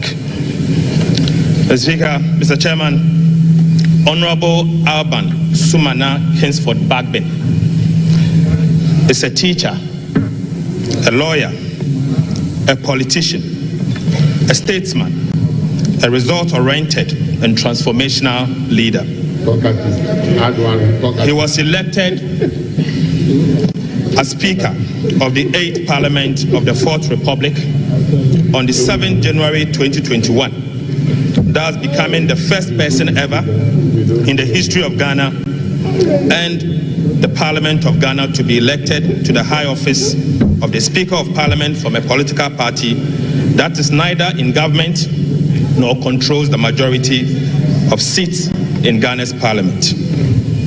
He was called to the bar as barrister and solicitor of the Supreme Court of Ghana in 1982 and engaged in private legal practice between 1983 and 1993. He later established a law firm in 1994 called the Law Trust. Right Honorable Speaker entered the University of Ghana in 1977 and graduated in 1980 with a Bachelor of Arts degree in Law and English. He proceeded to the Ghana School of Law in Accra, where he was called to the bar and became a solicitor and advocate of the Supreme Court of Ghana. Honorable Babin later earned a postgraduate certificate on privatization of public utilities at the Eastern and Southern African Management Institute, Tanzania, in the year 1999. He also has an executive master's in governance of management and public administration, JIMPA. Right Honorable Bagbin entered Parliament on the ticket of the National Democratic Congress in 1993. He won 7 consecutive parliamentary elections. He was Speaker. Right Honorable Speaker decided not to contest as a member of Parliament at the end of his term of the 7th Parliament of the 4th Republic in the year 2021. He was elected Speaker of Parliament of the 8th Parliament of the 4th Republic of Ghana. Within these years, spanning some 28 good years, Honorable Alban Kingsford Bagbin served on various parliamentary committees and chaired several of them. He served as the minority leader from January 2001, a position he held for 8 good years until he transitioned to the majority leader and leader of government business in the year 2009. Honorable Bagbin again served as the Minister of Water Resources, Works and Housing, and later the Minister of Health between 2010 and 2013. In 2014, he returned to the House as the majority leader and leader of government business for the second time. He was elected the second deputy speaker in January 2017 for the duration of the 7th Parliament. He was a member of the task force responsible for the President of Ghana's priority project in health, education and transport from 2013 to 2017, famously referred to by Ghanaians as the 3 wise men. Right Honorable Speaker also served and continues to serve on several boards and international organizations. This includes, currently is the chairman of the Parliamentary Service Board of the 8th Parliament of the 4th Republic of Ghana that dissolved today. He was a member of the Parliamentary Service Board for the 3rd, 4th, 5th and 6th Parliament, and he was also in attendance as a member of the Parliamentary Service Board for the 7th Parliament of the 4th Republic of Ghana. He was a member of the African, Caribbean, Pacific and European Union Joint Parliamentary Assembly, the ACPEU, at Belgium between 2013 and 2015. He was again a member of the International Council for Parliamentarians for Global Action. He is again the founding member, Global Organization for Parliamentarians Against Corruption, GOPAC, between 2004 and 2014. He was a member of Parliamentarians for Global Action, again between 1994 to 2017. He was the vice president of CPA between 2021 to 2022. Currently the president, Conference of Speakers and president of African Legislatures. He's a member, International Advisory Council for Global Governance in Washington, and a member of the International Council for Political Renewal, again in the United States, Washington. For his outstanding leadership and lifetime of dedication to public service, both in Ghana and abroad, Speaker Babin was awarded Doctor of Law Honoris Causa, LLD, by the University of Professional Studies, UPSA, in the year 2017. Right Honorable Speaker has won a significant number of international and domestic awards. He's a strong advocate for gender and social inclusion, women's rights and empowerment, and equitable representation in Parliament in all decision-making across the country and globally. He's also noted for his principled, courageous, firm, decisive, and resolute personality. Right Honorable Bagbin is a man of high integrity and a Democrat par excellence. Mr. Chairman, Speaker Bagbin has championed several institutional reforms and the welfare of members and the parliamentary service during his first term as Speaker. In addition to this, he is the first Speaker of this House to demystify Parliament by taking the institution to the doorsteps of the people of Ghana. He is married with 2 kids. I so move. Thank you. Any seconder?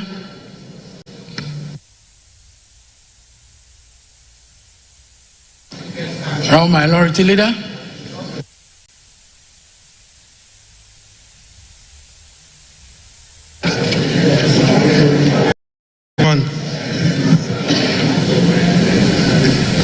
It is my distinct honor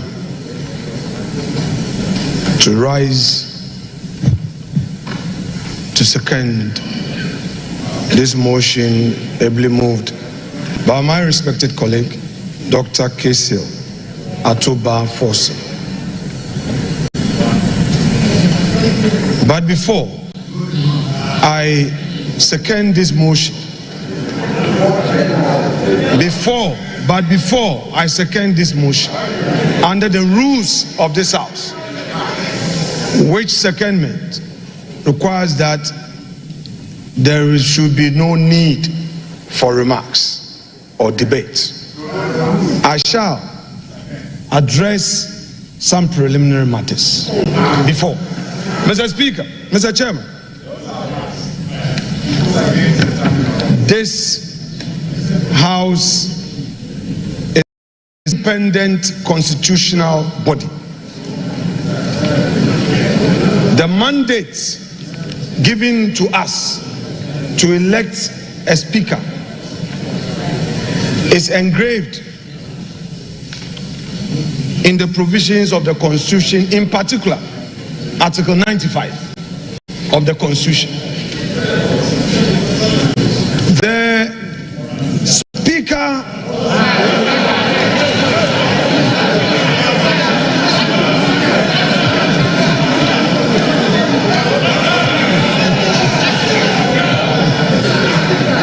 speaker he hasn't called me.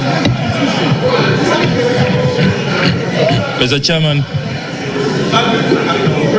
your guidance will be needed in this matter. This my 4th term in this House, and this is the first time in the history of this Parliament. Our standing orders are very clear. When you rise to second a motion, there must be no remark, no debate. What the minority leader, who has not told us if it is now spiritually okay for him to sit in the minority leader's chair, I don't know what his spiritual advisors are telling him now. He cannot be violently violating our standing orders with such impunity. We cannot accept it. So, Mr. Chairman, please, we invite you to ensure that this solemn occasion proceeds with respect for our Constitution and the standing orders of the House. If you have some preliminary remarks, you can do that out of the confines of the motion and secondment. You are minority leader. You are well within your right to make your preliminary remarks after. You cannot be violating our standing orders. Please, let's be careful the precedent we set. This is so bizarre. It's never been seen in this House. So, respected minority leader, please. And, Chair, I'm getting the impression that the clerk is allowing the minority leader to dictate the pace. Please, let's see your authority. We will not accept this. Thank you. Thank you. Thank you, honorable members. Mr. Chairman. Mr. Chairman.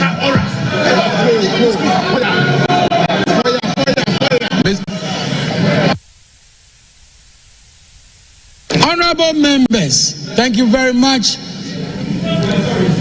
The honorable minority leader indicated that he's aware of the rules of engagement regarding seconding the motion nominating the speaker.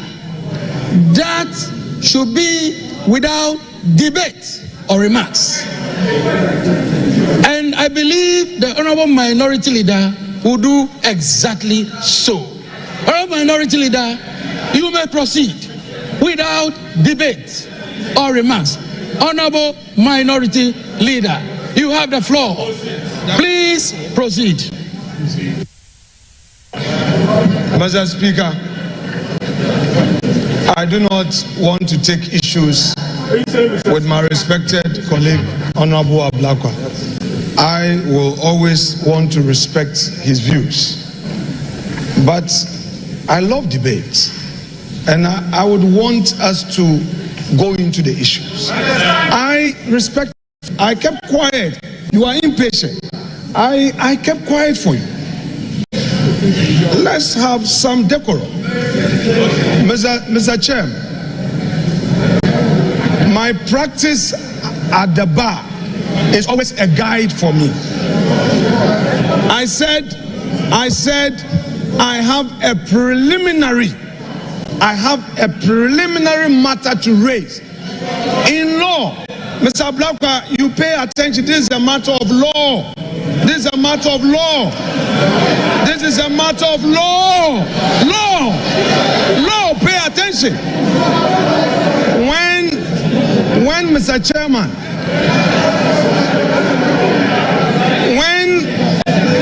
Chairman, I said I have a preliminary matter, I meant to say that I had to deal with the preliminary matter before I get to the stage of seconding the motion, and that is allowed,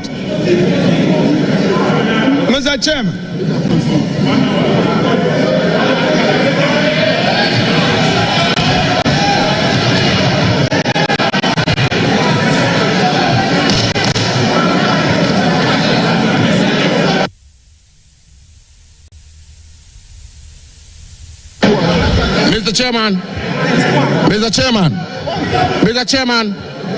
Mr. Chairman, this house is a house of rules and procedures. Mr. Chairman, before I proceed, let me put on record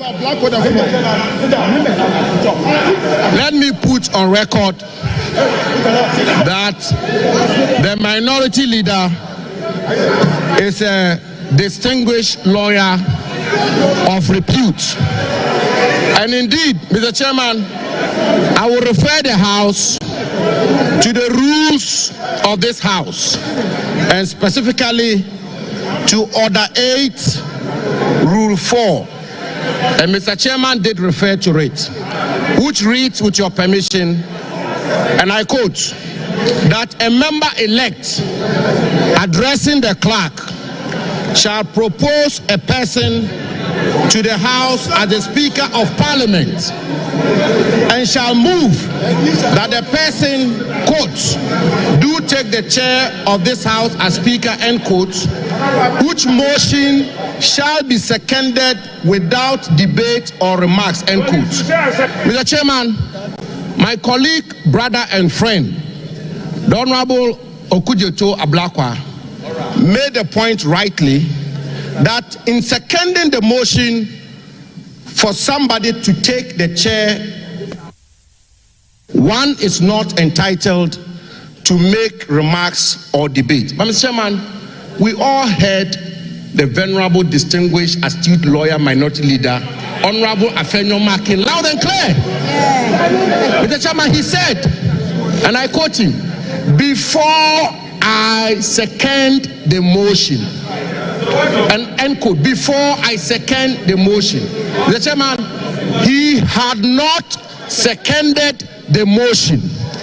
And he did go a step further, Mr. Chairman, he did go a step further to say, before I second the motion, I would like to make some preliminary points. And so, Mr. Chairman, I will pardon my friend and brother, the Honorable Okudzeto Ablakwa. He is not a lawyer. And therefore, by a basic rule, Mr. Chairman, by a basic rule or canon of interpretation, even a lay person will appreciate that the distinguished minority leader is yet to second the motion, and therefore he's entitled to make the preliminary points he sought to make. So let the minority leader make those points. Thank you very much. Thank you, honorable members. Thank you, honorable members. Honorable members, we shall proceed with seconding of the motion. And honorable minority leader, please proceed. Brevity is the rules of the game. Mr. Chairman,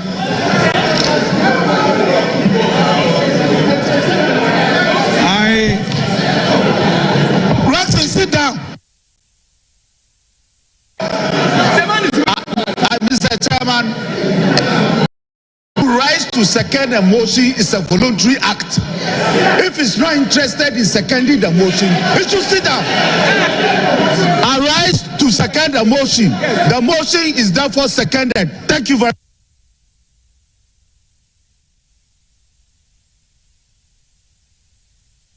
No. Which one? You are not sure.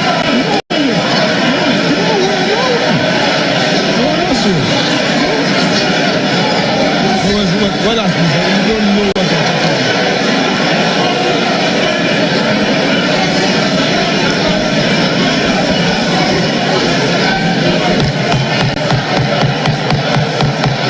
Mr. Chairman.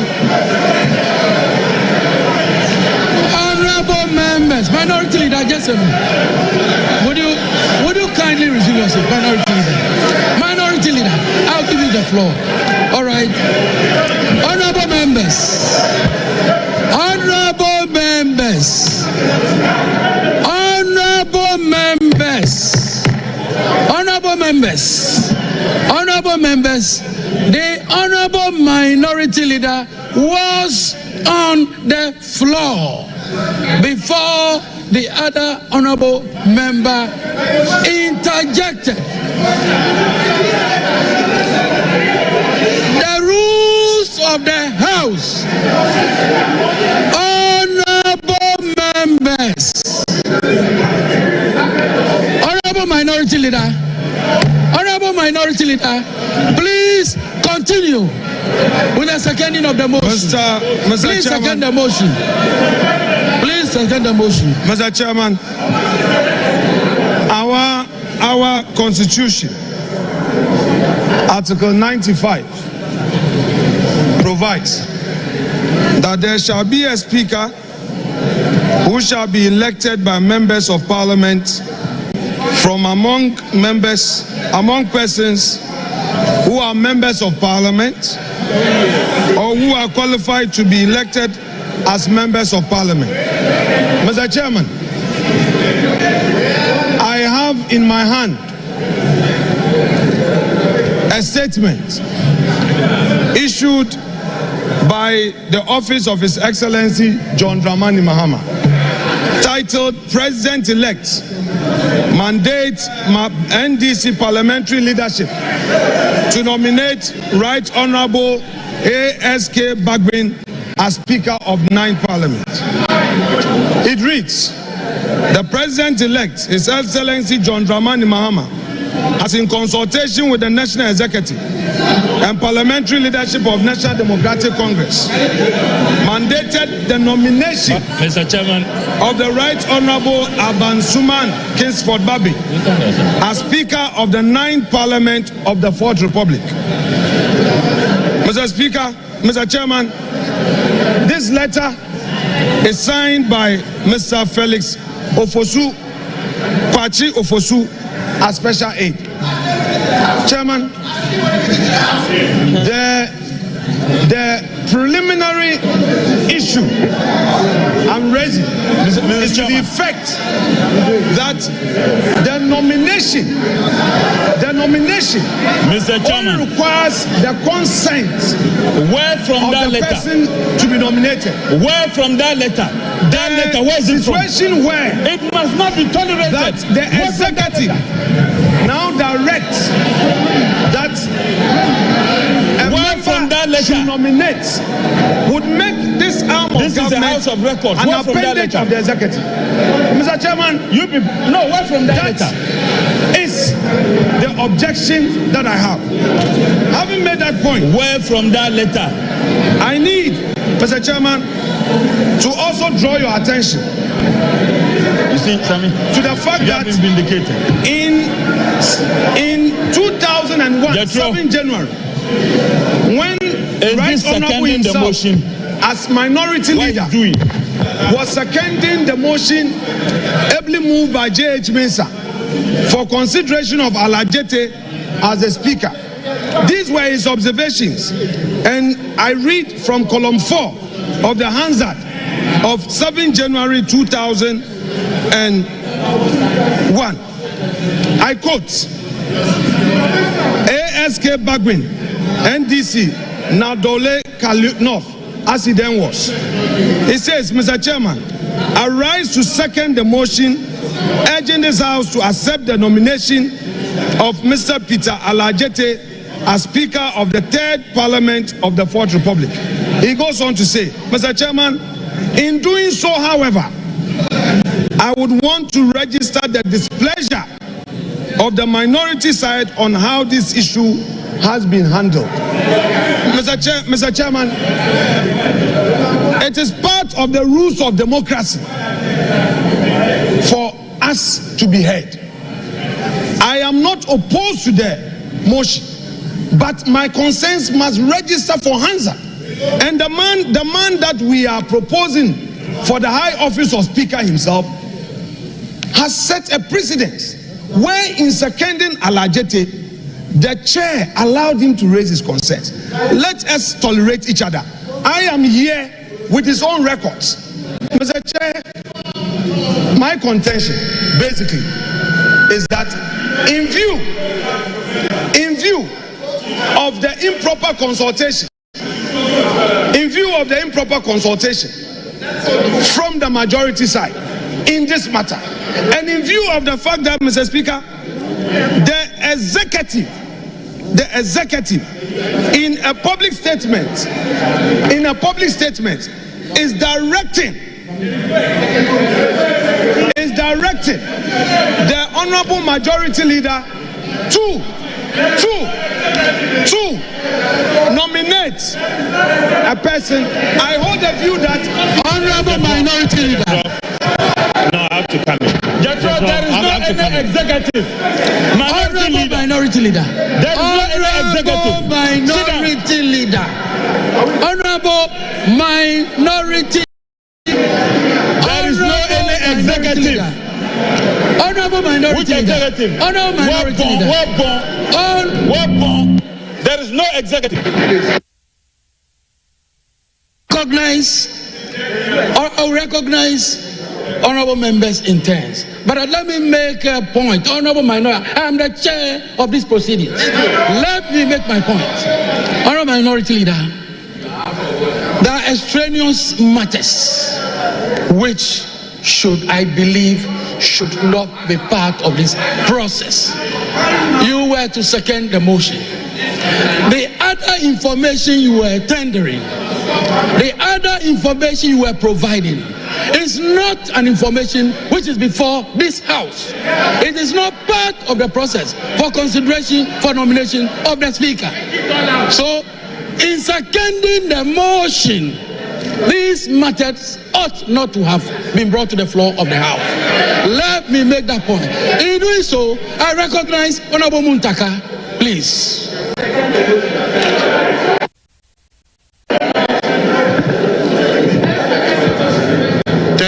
Thank you, Mr. Chair. Mr. Chair, ordinarily I would not have reason to speak, but because we have rules and you have a leader grossly abusing it, I need to draw his attention. Aside Order 7, I want to refer the minority leader to our standing orders 11510. And in 11510, it says, and I read, under rules of debate, and I read, a member seconding the motion or an amendment shall state, Mr. or Madam Speaker, I beg to second the motion or amendment, except that this may be without limiting the right of the member to speak later at a later stage within the debate. Most importantly, Mr. Chair, 11, it says, a mover of a motion or amendment may speak in support of the motion, but subject to these orders, no further, and that's where the emphasis is, no further debate is allowed until the motion or amendment has been seconded. So while you are saying, yes, it's within your right as a member, and even when you go to Order 8, after seconding and the motion is taken, before the Speaker is called to take the chair, the standing order allows a member to get up and make other comments before that chair. So all we are saying is that in what you are doing, you are abusing the rules. You can second the motion, let the motion pass. If you have something to say, you get up and you cut the out of the chair, and then you'll be allowed to speak. So with this, you are abusing our rules, and we need to draw your attention. Thank you very much, Mr. Chair.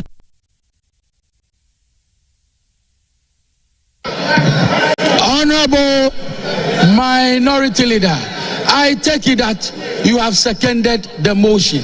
If you haven't seconded the motion, Honorable Minority Leader, you will second the motion. You will not proceed on any other matter apart from seconding the motion. So long as I remain the chair of these proceedings, you will not do any other thing apart from seconding the motion.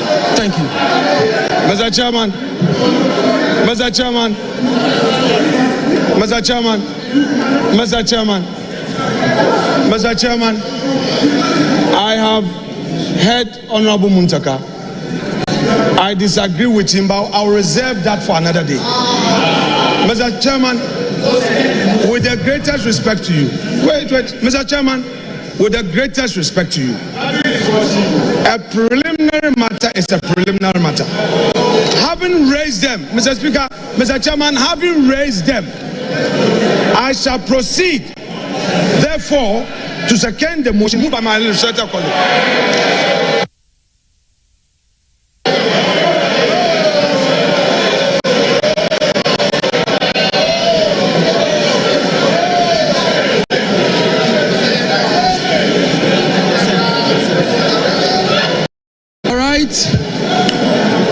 The motion for the nomination for consideration for election to the office of the Speaker has been moved and ably seconded. Earlier, I drew attention to the relevant provisions of the standing orders, which requires a consent letter from the person nominated. Let me indicate, I have in my hand a consent letter addressed to the Clerk to Parliament, Parliament of Accra. Attention, Mr. Ebenezer Ahuma Jetro. Written consent to be nominated as the Speaker. Pursuant to Order 7.2 of the Standing Orders of Parliament, I hereby consent to be nominated to be elected as the Speaker of the 9th Parliament of the 4th Republic. Your cooperation is highly solicited. Signed, Right Honorable Alban Sumana Kingsford Bagbin. So we have the consent letter. Having secured the consent letter, yes, it is appropriately tabled. It is appropriately tabled. Yes, together. Yes, together with all. Yes.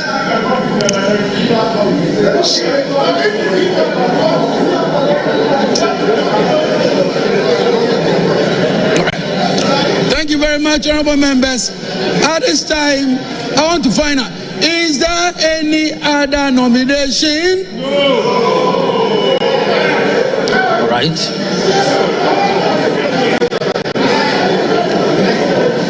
Mr. Chairman, in response to your question, our side, no other nomination. Just for the record, we do not have any other. Why are you scared? You think we want to pull a fast one on you? Why are you scared? Mr. Speaker, why are they scared? We are not pulling a fast one on you. We will not. Are you sure you don't have any other nomination yourself? Mr. Chairman, I want to find out from our side. Mr. Chairman, have patience for the process. Our side, the MPP minority, has no other nomination. But we want to find out from the backbench whether they have any other nomination. They should tell us.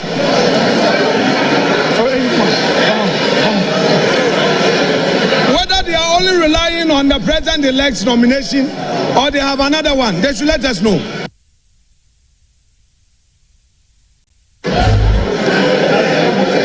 There be no other nomination. I hereby duly declare Alban Sumana Kingsford Bagbin as having been elected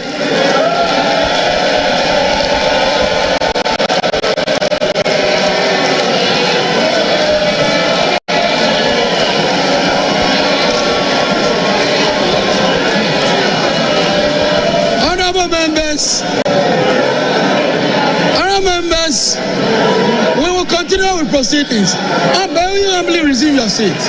All members, please resume your seats.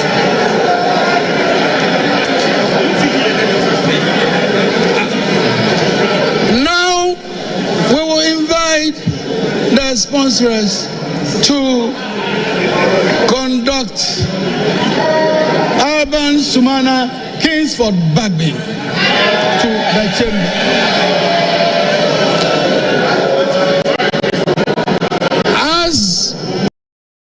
As Alban Sumana Kingsford Bagbin is being conducted into the House, I shall invite the Chief Justice, Her Ladyship Justice Tokonu, to proceed to the days for the administration of oath.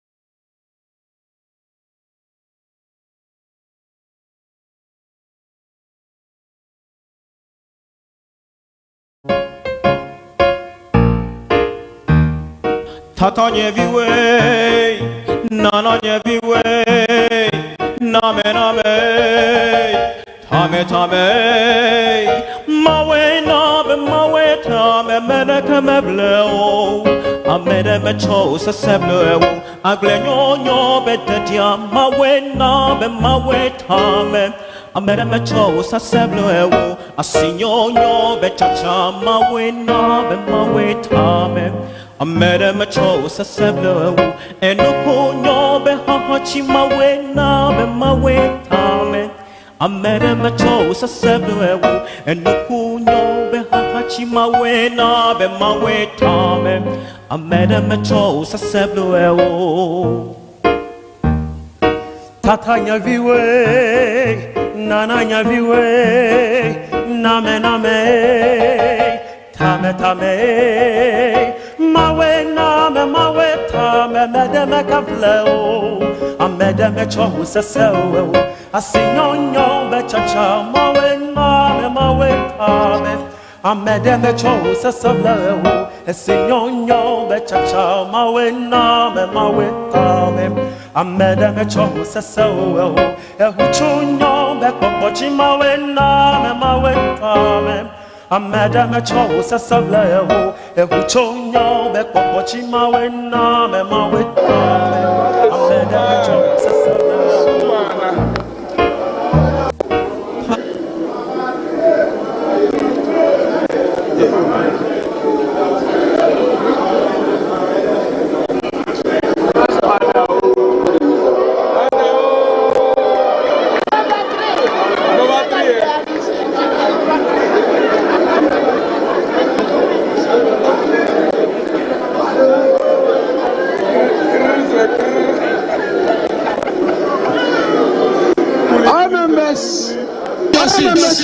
I shall now invite Her Ladyship, the Chief Justice, to administer the oaths of allegiance and the oaths of office of the Speaker to the Speaker-elect. Your Ladyship, the Chief Justice, will proceed to the dais for the administration of the oaths.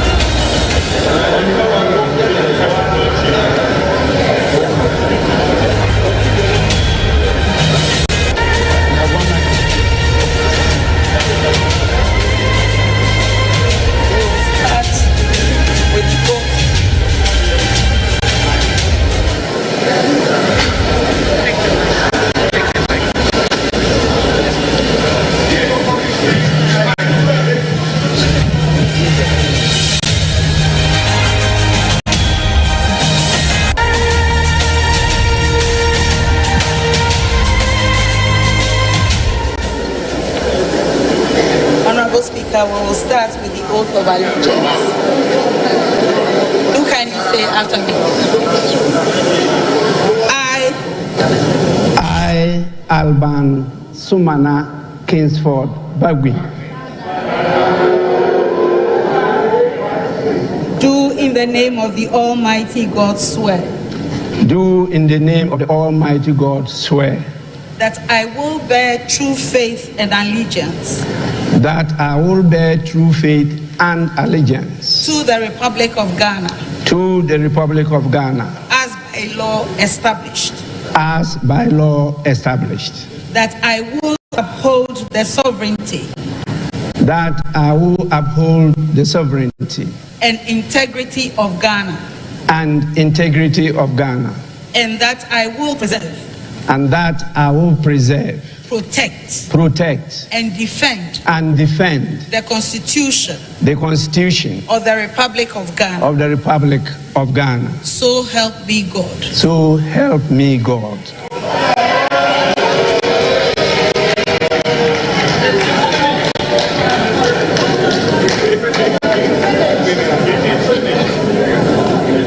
Now we will have the speaker's oath. I, Alban Sumana Kingsford Bagui, do in the name of the Almighty God swear. Do in the name of the Almighty God swear. That I will bear true faith and allegiance. That I will bear true faith and allegiance. To the Republic of Ghana. To the Republic of Ghana. As by law established. As by law established. That I will uphold the integrity. That I will uphold the integrity. Of the Republic of Ghana. Of the Republic of Ghana. That I will faithfully. That I will faithfully. And conscientiously. And conscientiously. Discharge my duties. Discharge my duties. As Speaker of Parliament. As Speaker of Parliament. And that I will uphold. And that I will uphold. Preserve. Protect. And defend. The Constitution of the Republic of Ghana. The Constitution of the Republic of Ghana. And that I will. Do right. To all manner of persons. In accordance. With the Constitution of Ghana. And the laws. And conventions. Of Parliament. Without fear. Or favor. Affection. Or ill will. So help me God. So help me God.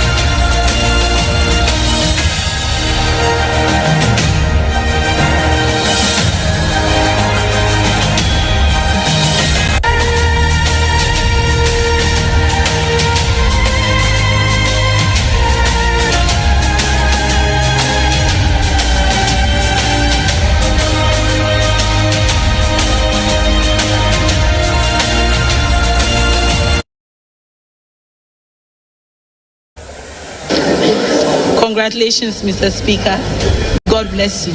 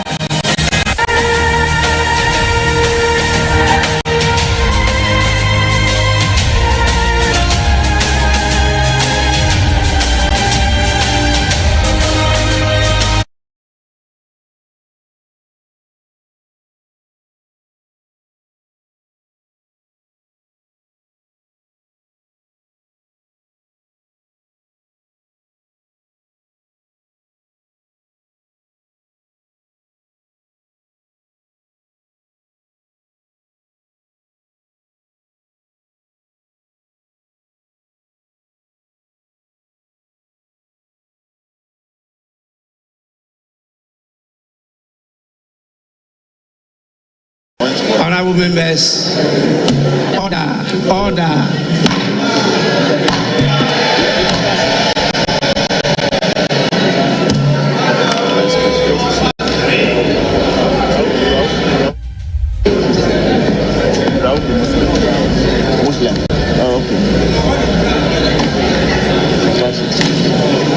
Honorable members,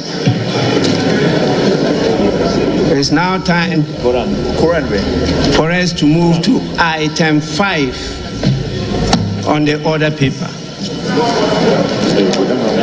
Right Honorable Speaker delivers acceptance speech.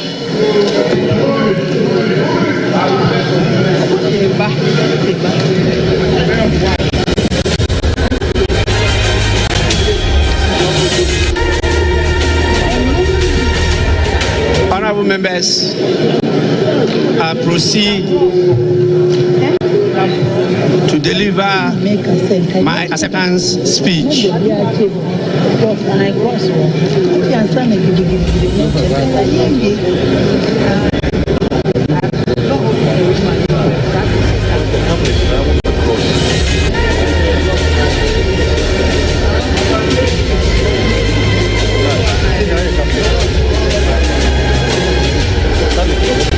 Your Ladyship, the Chief Justice, Justice Mrs. Gertrude Araba Isaba Saki Tokunu, Honorable Members of Parliament elect, Your Excellencies, Speakers, and Presidents of legislatures present. I'm aware we have a number of them with us today.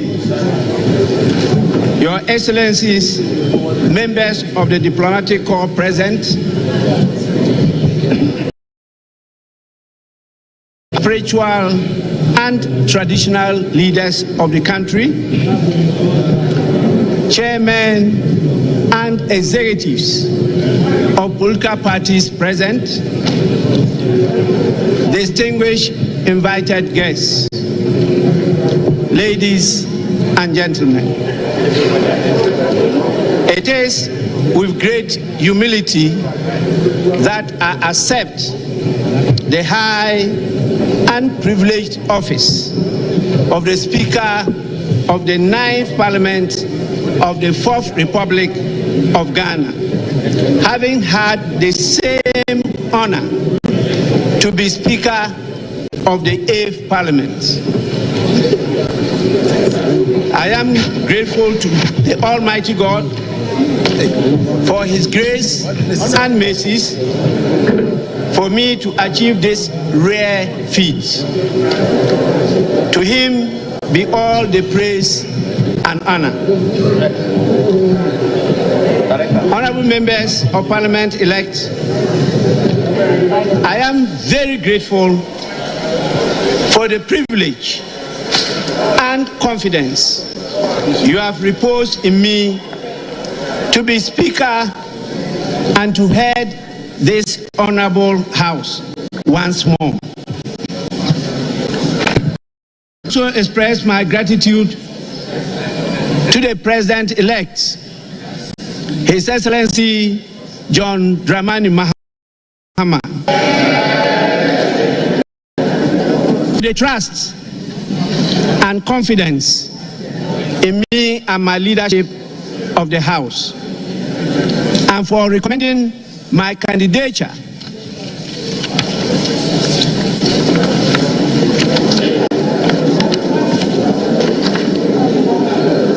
in consultation with the leadership of the great National Democratic Congress to be elected Speaker of this Parliament. I came to the Speaker of the 8th Parliament with my experience as the longest legislator of the House. I now come to the 9th Parliament with just not that background, but now with the experience of 4 years of speakership of a very difficult hung parliaments. I promise to bring all these experiences to bear in guiding this House to perform its mandate with efficiency, diligence, and above all, with a sense of being the bulwark of democracy in Ghana. To Ghana, who continue to hope for a better Ghana, I urge you to support your parliament and be interested and engaged with the work of parliament. As the standard orders of parliament direct, after we have performed this duty of electing me as the Speaker of Parliament, I will have the singular honor and duty to also proceed to perform the other duties imposed by the standing orders of the House. That is, to swear in the members elect and proceed to supervise the election of 2 deputy speakers of the House. Once again, I am very grateful for this great honor. I thank you so much.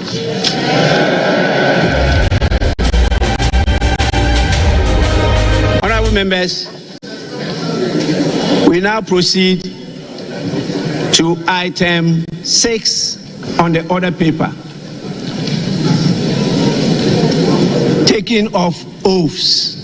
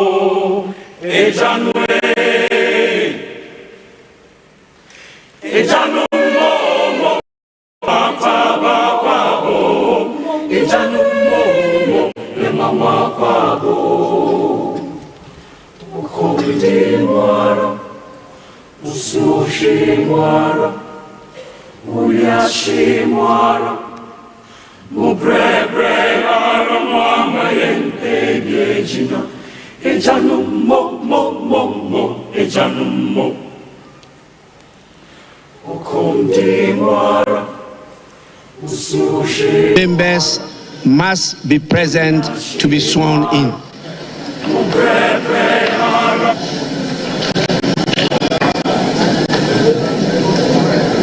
I notice a number of members have moved out of the chamber.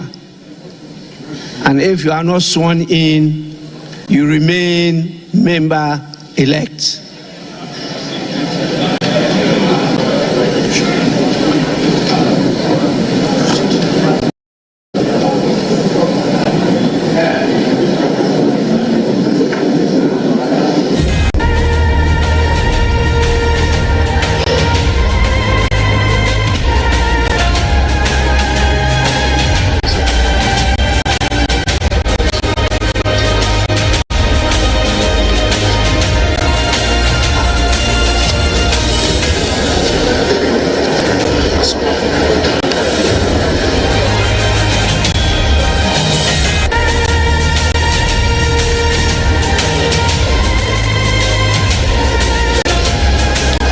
Members, before I swear you in, it's proper I draw your attention to the presence of some important dignitaries in the House. We have the spouse of the Chief Justice of us, Mr. Francis Tokonu, apart from my spouse, Madam Alice Ajua Yunus. We also have His Excellency Adama Bitogo, Président Assemblée Nationale de Côte d'Ivoire.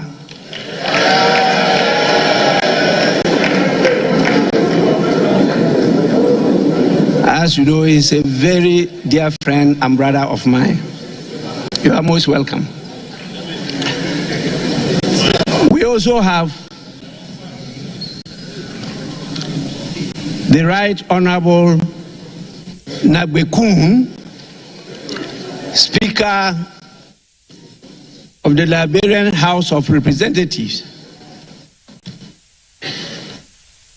We have His Excellency Fortune Zefamia Sharubira, Speaker of the Pan-African Parliament. We have Honorable Ajaratu Traore Coulibaly, Second Deputy Speaker of the ECOWAS Parliament.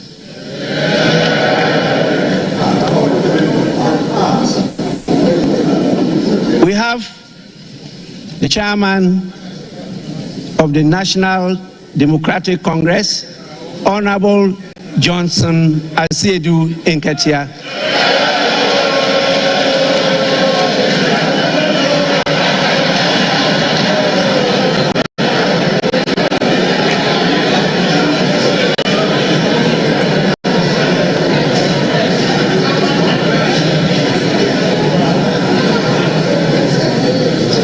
He is ably supported by the General Secretary of the National Democratic Congress in the person of Honorable Fifi Fiavi Kweti.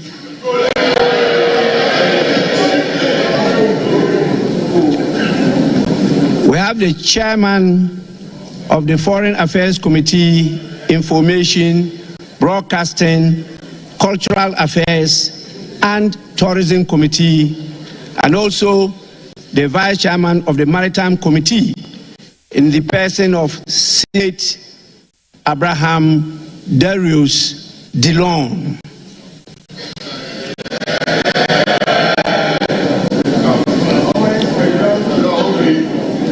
I'm sure you can see the galaxy of our kings, our queens, our queen mothers in the public gallery. And I see your lovely, the term I use here is spouses of members of parliament.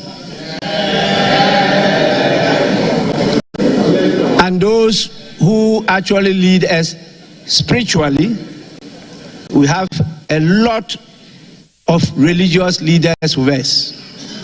So those of you who go quoting the holy books, whether the Holy Quran or the Holy Bible, please kindly take note and don't mislead when you are quoting.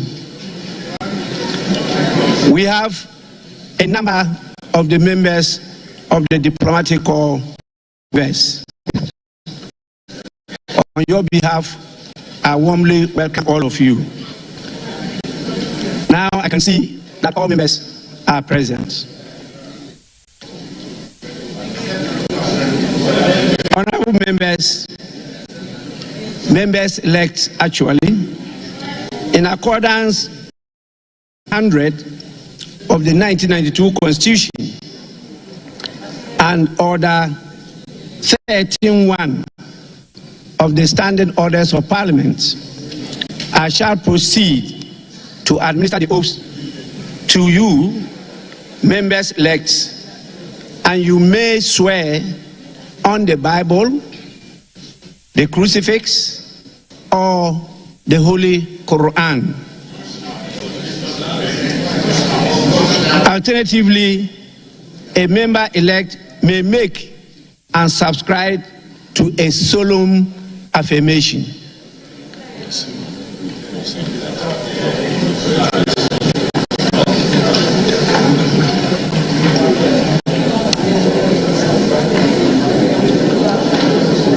May I now kindly request members elect to rise in their seats.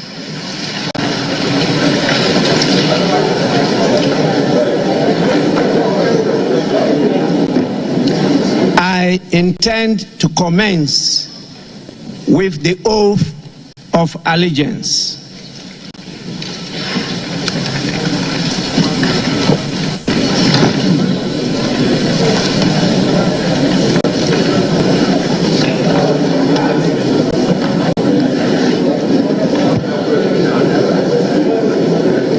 Honorable members elect, you shall repeat after me. I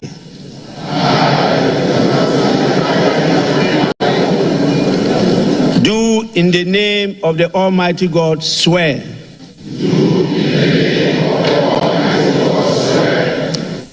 that I will bear true faith and allegiance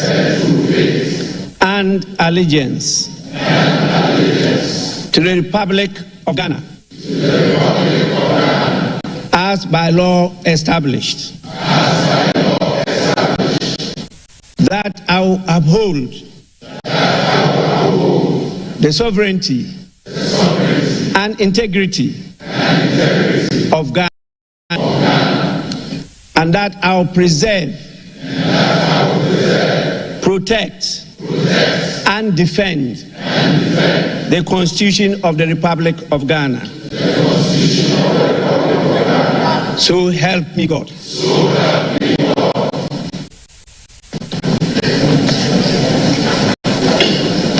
We shall now proceed to the oath of a member of Parliament. And once again, you repeat after me. I, having been elected a member of Parliament, do in the name of the Almighty God swear that I will bear true faith and allegiance to the Republic as by law established, that I will uphold, preserve, protect, and defend the Constitution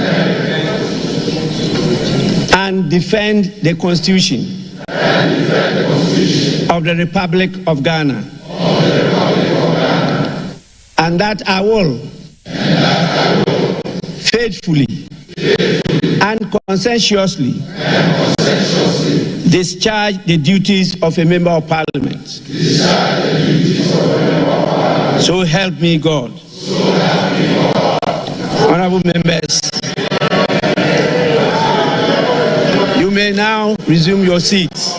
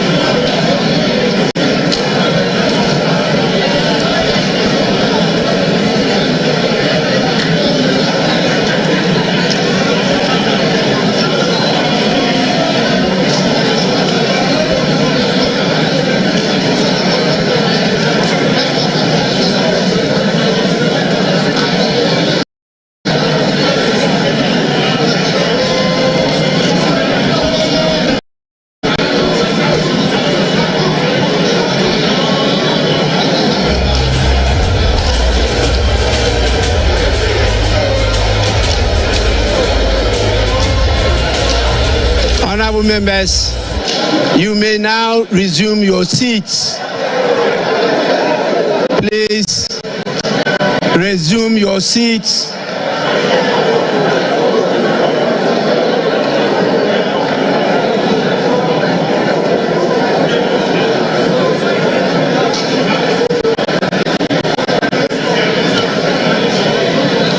Honorable members, resume your seats.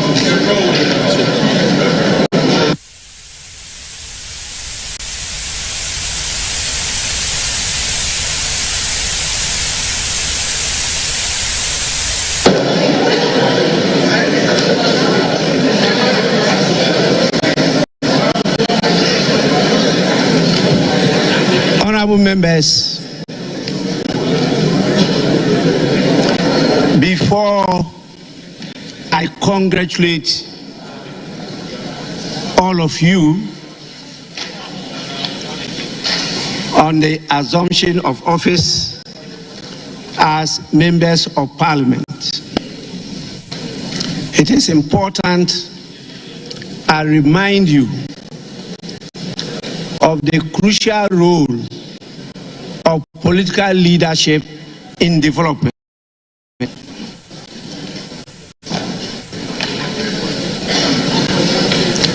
Honorable members, it is very important for you to keep uppermost in your mind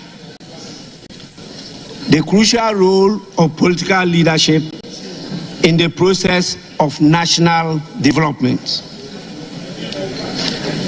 Society develops or fails to develop depending on the extent to which its political leadership is intelligent, creative, skillful, committed, and has the capacity to enlist support, induce loyalty, and to inspire confidence.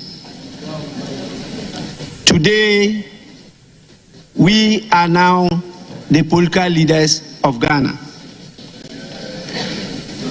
And this onerous responsibility rests over us.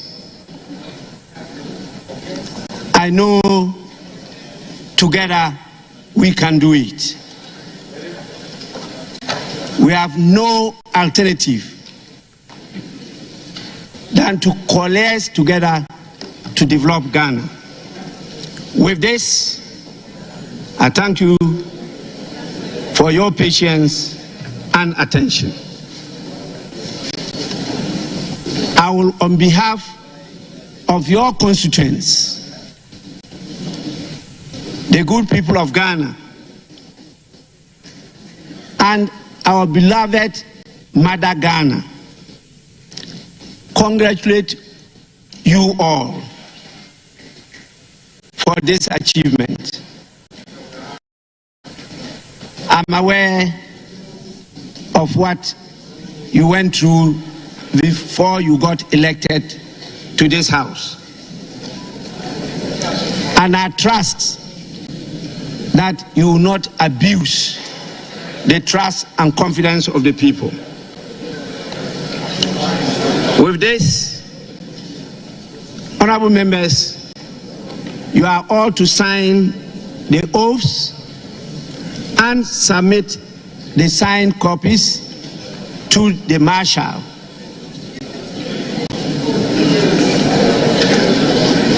Please, you can do that now or later.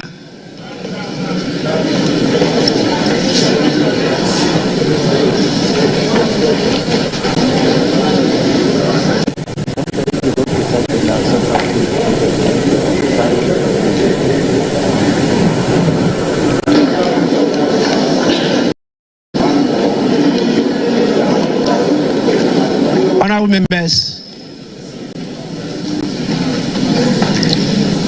happily, your new standing orders is in print, and you'll be giving copies soon.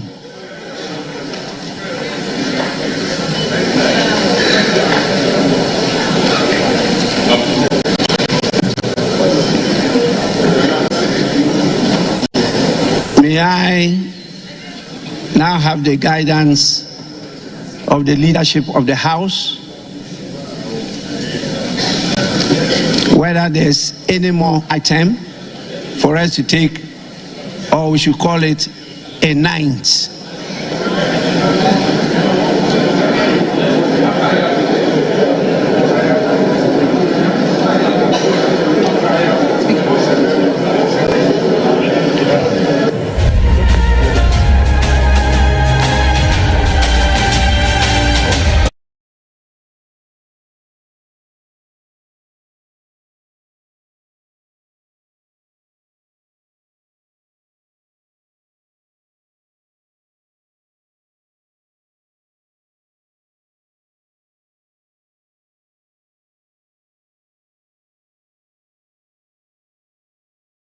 the House.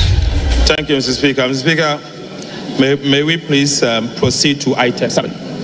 The House elect deputy speakers, item 7. Thank you, Mr. Speaker.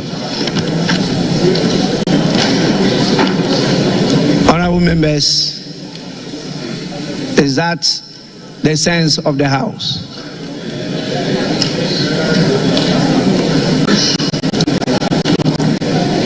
We shall now proceed to item 6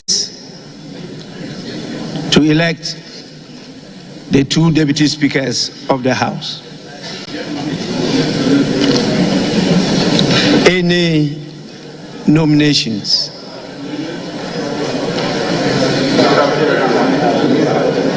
Right, Honorable Speaker. Pursuant to Article 96 of the 1992 Constitution of the Republic of Ghana and the Standing Order 12 of this House, I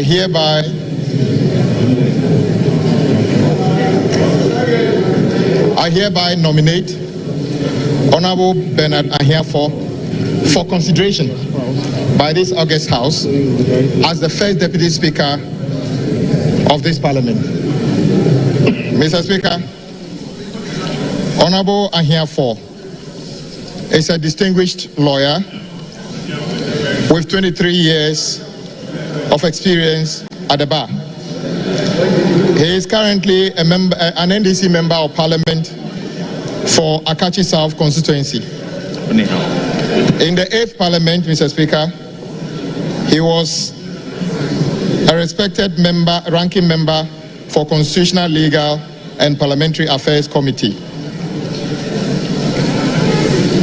Mr. Speaker, Honorable Ahiafor comes from Atijive in the Akachi South municipality in the Volta region. Mr. Speaker, Honorable Ahiafor was born on the 6th day of February 1973. So he's over 52 years today. Mr. Speaker, I so move.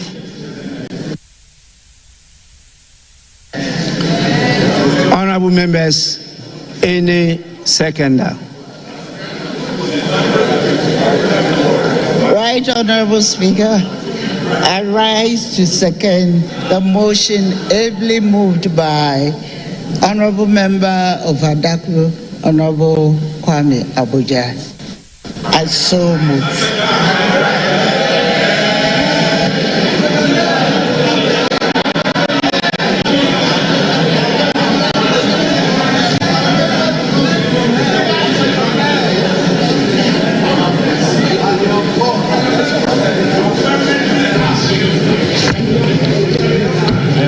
I hope, honorable members, honorable members,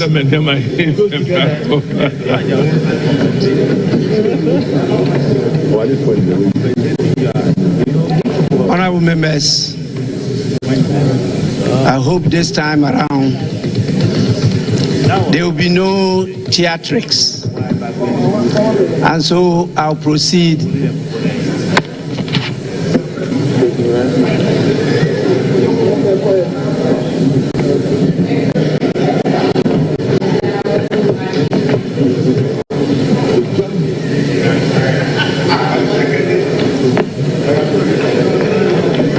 Honorable members, the motion has been moved and seconded. I proceed to put the question.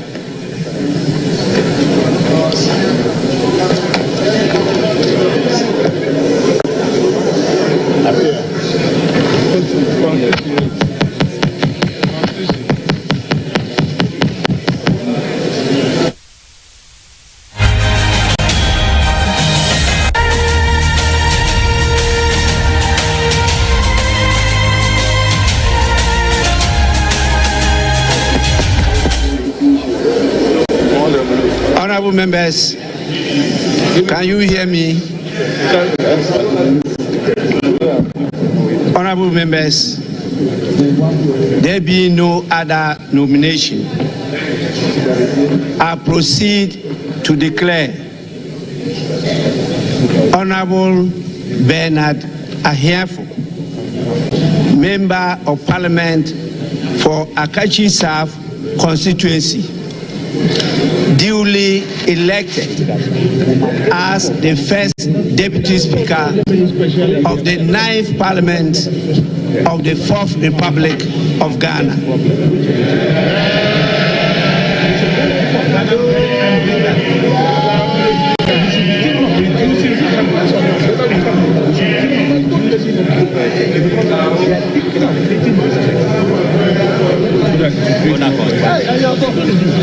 That's why they use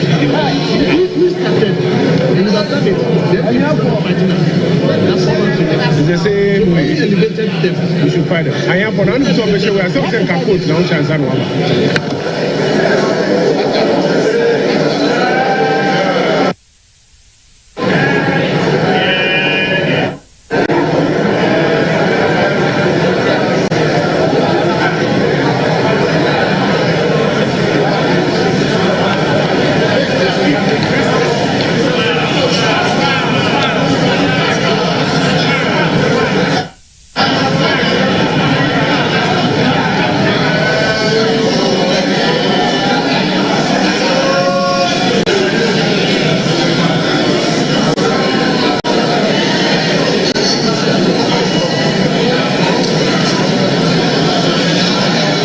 Honorable members, may we now proceed to the election of the second Deputy Speaker.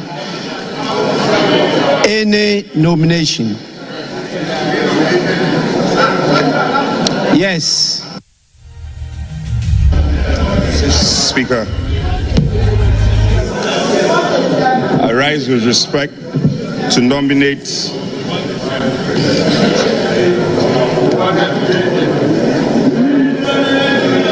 Speaker, I rise to nominate the Honorable Andrew Esiama Amoako for the position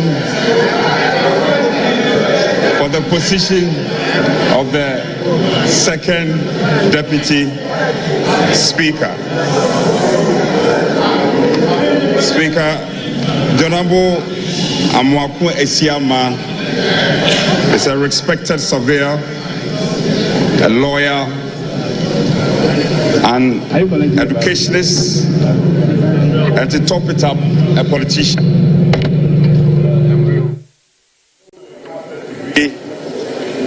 In environmental law, degree in conflict, peace and security. He also holds a bachelor's degree in land economy and law. Speaker, the Honorable Esiama is proudly married with 5 children. All of us, most of us in this chamber can testify that in the 8th Parliament, the Honorable Esiama has played the role of deputizing you on many occasions, especially occasions where the House has come to some form of tension. He has dispensed his job and himself creditably. Speaker, let me also say that I have in my hands a letter of consent of the nominee. And so I shall rely on these, and without adding more, I so move. Speaker, I'm grateful.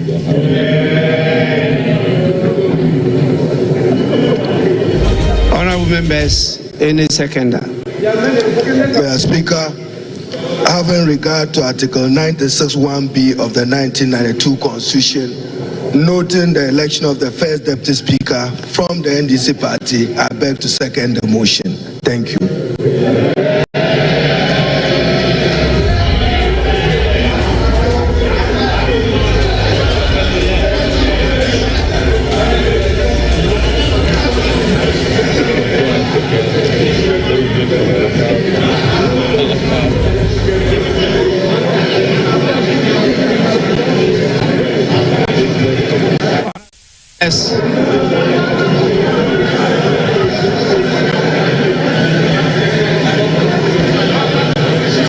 being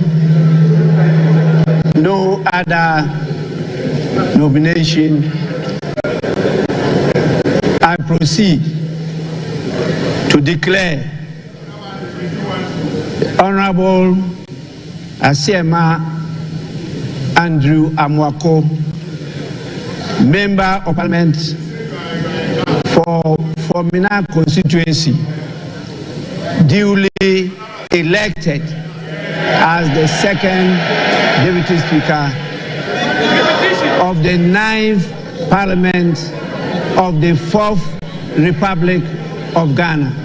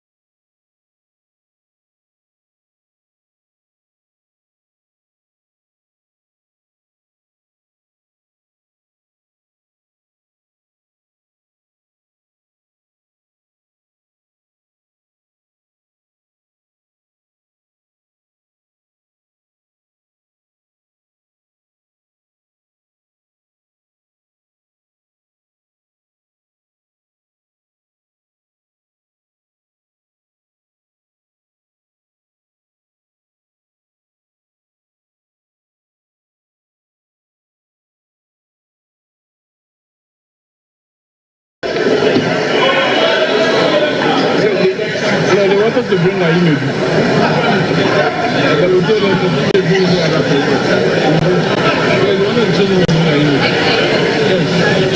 Honorable members, this is the first sitting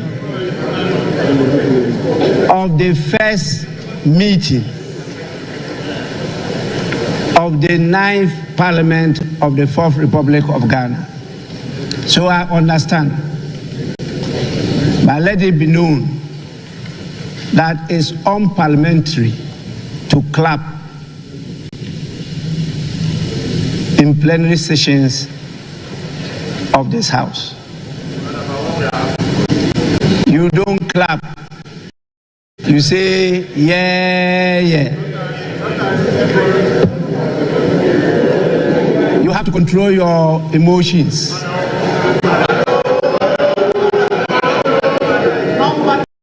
It's a learning process, and so it's important I draw your attention.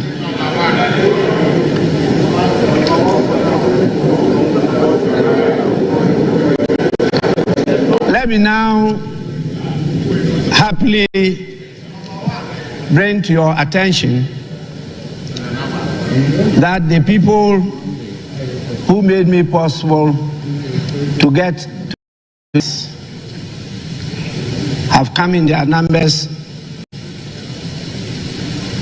from the beautiful constituency, the Nadolu Kaleo constituency in the Upper West region. And so I have a number of my hard-working constituents at the public gallery. I think it's important you thank them on my behalf for what they've done for all these years. I'm extremely grateful to all of them. Now, with your kind indulgence, I will proceed to suspend the sitting of the House to 10 in the forenoon, when we shall all reconvene at the Independence Square for another important activity. Honorable members are expected to be seated by 9 in the forenoon. Proceedings will commence at 10 prompt. With this, the sitting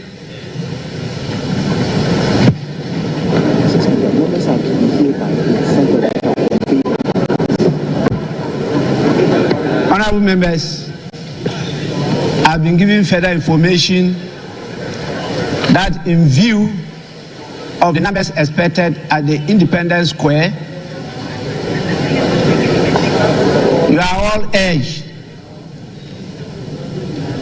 to convene in the presence of Parliament, where there will be some buses to convey you to the venue, that is the Independence Square. And so you are expected to be here before the 9 in the forenoon. Please, let's be time conscious in this matter. With this, I proceed to suspend the sitting, and that is the first sitting of the first meeting of the first session of the 9th Parliament of the 4th Republic of Ghana. The House and sitting is accordingly suspended.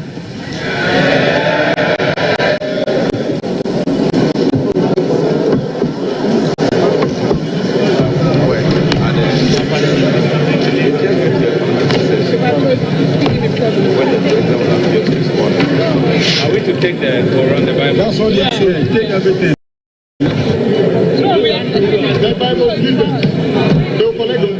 So that's the Speaker of the 9th Parliament of the 4th Republic, Alban Sumana Kingsford Bagbing, suspending sitting for the first meeting of the 9th Parliament. I still have in studio with me the former Member of Parliament for Boem, Daniel Kwesi Ashiama, and also former Director of the Ghana School of Law, Mr. Kweku Ansah-Asare. Gentlemen, we're expecting some showdown on the on the floor of Parliament. The injunction application that we're told had been served on the Clerk of Parliament and also on the Speaker, the acting clerk, Ebenezer Ahomah-Jatro, when he began, told us yes, he had injunction for Akwatia. But as for Ablekuma North, the EC had not communicated the member who had been elected. And so that was the communication. Speaker Bagbing also came in, saw everybody in. He didn't even talk about an injunction and all that. How do you see the inauguration of the 9th Parliament? Well, thank you very much. It's cool. It's cool. To me, maybe this is how things are going to play out. To be peaceful. Okay. Yes. Like my personal wish was that they shouldn't even give any second. Speaker. Yes, I've preached that the whole day. But once it is given, I don't have anything against. Maybe what I've seen right now is maybe Honorable Benahiafo will be new, and then the second person to be new if it were to be independent. So right now you see that the experienced person is the Speaker, and the second Deputy Speaker is also experienced, so to say. But in 2004, the two deputies were new, but they had it. We have an agenda. Freddie Blay and Malik Yakubu. They were all new. I've preached for. I told you yesterday, all that was what I was preaching. That to me, they shouldn't give MPP anything because that's going to be causing confusion. Like I've been marking, I've started. That is where but now that they have given it to Isiama, I don't have anything against him. We could do this because 4 years for His Excellency John Dramani Mahama, we don't need to waste time. We need to deliver. So these minor or petty things should be pushed aside. So I will appeal with those of us in that group that we shouldn't give MPP anything. No, they don't deserve it. Because a lot of the NDC supporters were saying that I'm appealing to their conscience because I'm also part of it. We're saying that they shouldn't give them anything. If you don't give them anything, nothing will happen. But maybe the House has shown more maturity in this dispensation. So our young boys and girls, let us see how things will play out. We can start fighting from the word go, whilst we have only 4 years to deliver our 24-hour economy. So how do you see the 9th Parliament? It's going to go well. Really? With the way it has started? Yeah, it's going to go well. No, if Afenyo Makin misbehaves, we will just ignore him because we have the votes. Depending on who sits in the chair? Oh, all these people, the speakers, to work well. Okay. Lawyer? Actually, we are not going for war. We just have to advise Afenyo Makin to behave. Well. Yes. Lawyer, did you see any surprises coming up, especially with the election of the second deputy speaker? No surprises. I think that see, the speaker chose his words carefully. He stressed the fact that he hoped that they will coalesce together to develop our beloved country, Mother Ghana.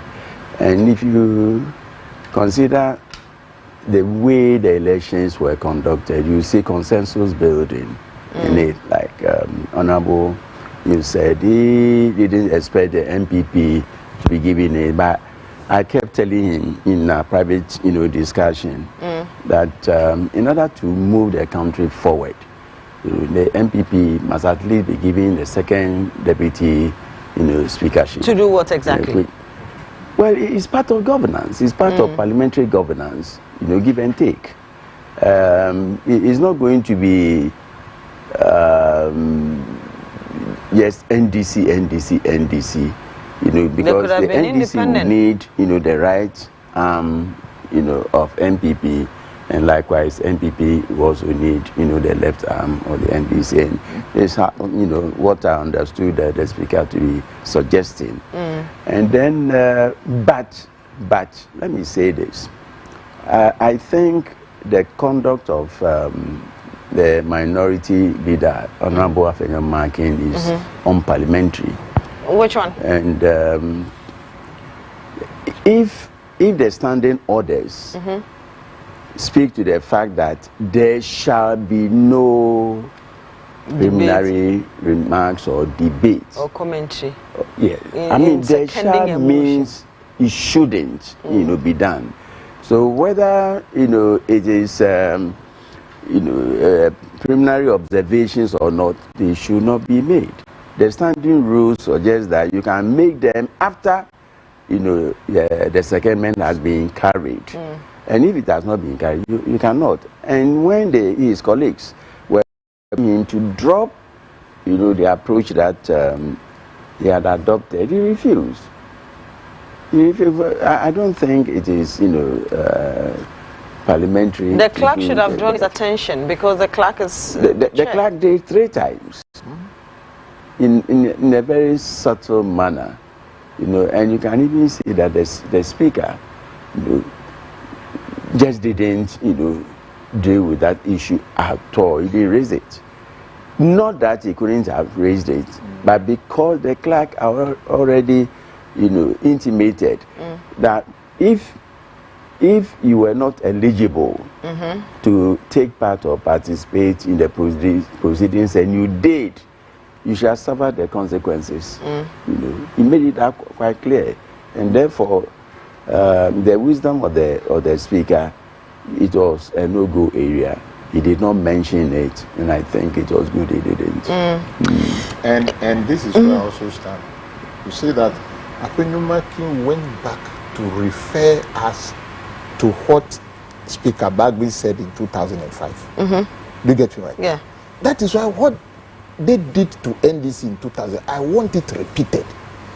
You see, MPP, always they think they have the audacity to do anything untoward in this country. Once you are referring us to 2005, what Bagby said, we should have given them the second deputy speaker. We shouldn't. So that we also refer them to what they did to us using Freddie Blay and Yakubu and ignoring Kenjirasa. We should have done that. But I accept the peace. To me, I will say anything out of my heart, but Ghana is paramount. So that is how I see it. But we should have done that. I will be the most happiest person. Because if it were to be MPP, they will not give NDC second deputy speaker today. They won't. Never. So they should also check their behavior to lead this nation. But maybe my consolation would be the fact that it is because of this behavior that they lost massively. So I think God has consoled me. But they have been doing it always. But we are always learning. We are always learning. You wait. I'll meet you one day again and remind you of what this MPP have done again. Okay. They are always like that. Why? They shouldn't be like that.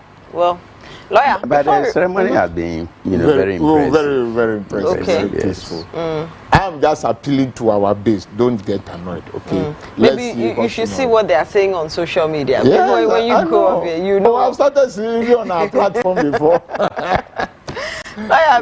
Before we go, let me hear from you your expectations of the 9th Parliament.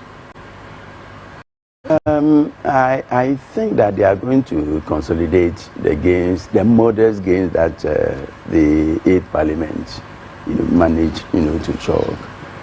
And beyond that, I can predict Speaker Bagbin building an effective and efficient parliament and parliamentary service for Mother Ghana. I have that confidence, and I know he's going to deliver. He will deliver. Yes. Okay.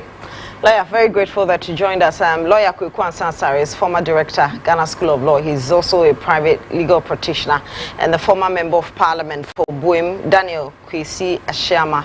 They join us to do the discussion today. Earlier, you heard my colleagues Kwabena Bobi-Ansah, Listo Nanakusi Poku, and Kwame Otri. That's how we wrap up our coverage of the dissolution of the 8th Parliament and the inaugural 9th Parliament here on Ghana's #1 CTV. We were live on Class 91.3, Accra 100.5 FM, on Facebook as well, and also Tadi FM and Ho FM. Do join us tomorrow, or I should say this morning, yes, just around 6, Ghana Mankoso, my sister Yatiti, Ohima Yatiti will start. And then when it's around 10, we go to the Black Star Square for the swearing in of President John Mahama and Vice President Professor Nana Jane Opoku Agyeman. My name is Valentino Foyefree. On behalf of the entire crew, we are grateful for your company. Good morning.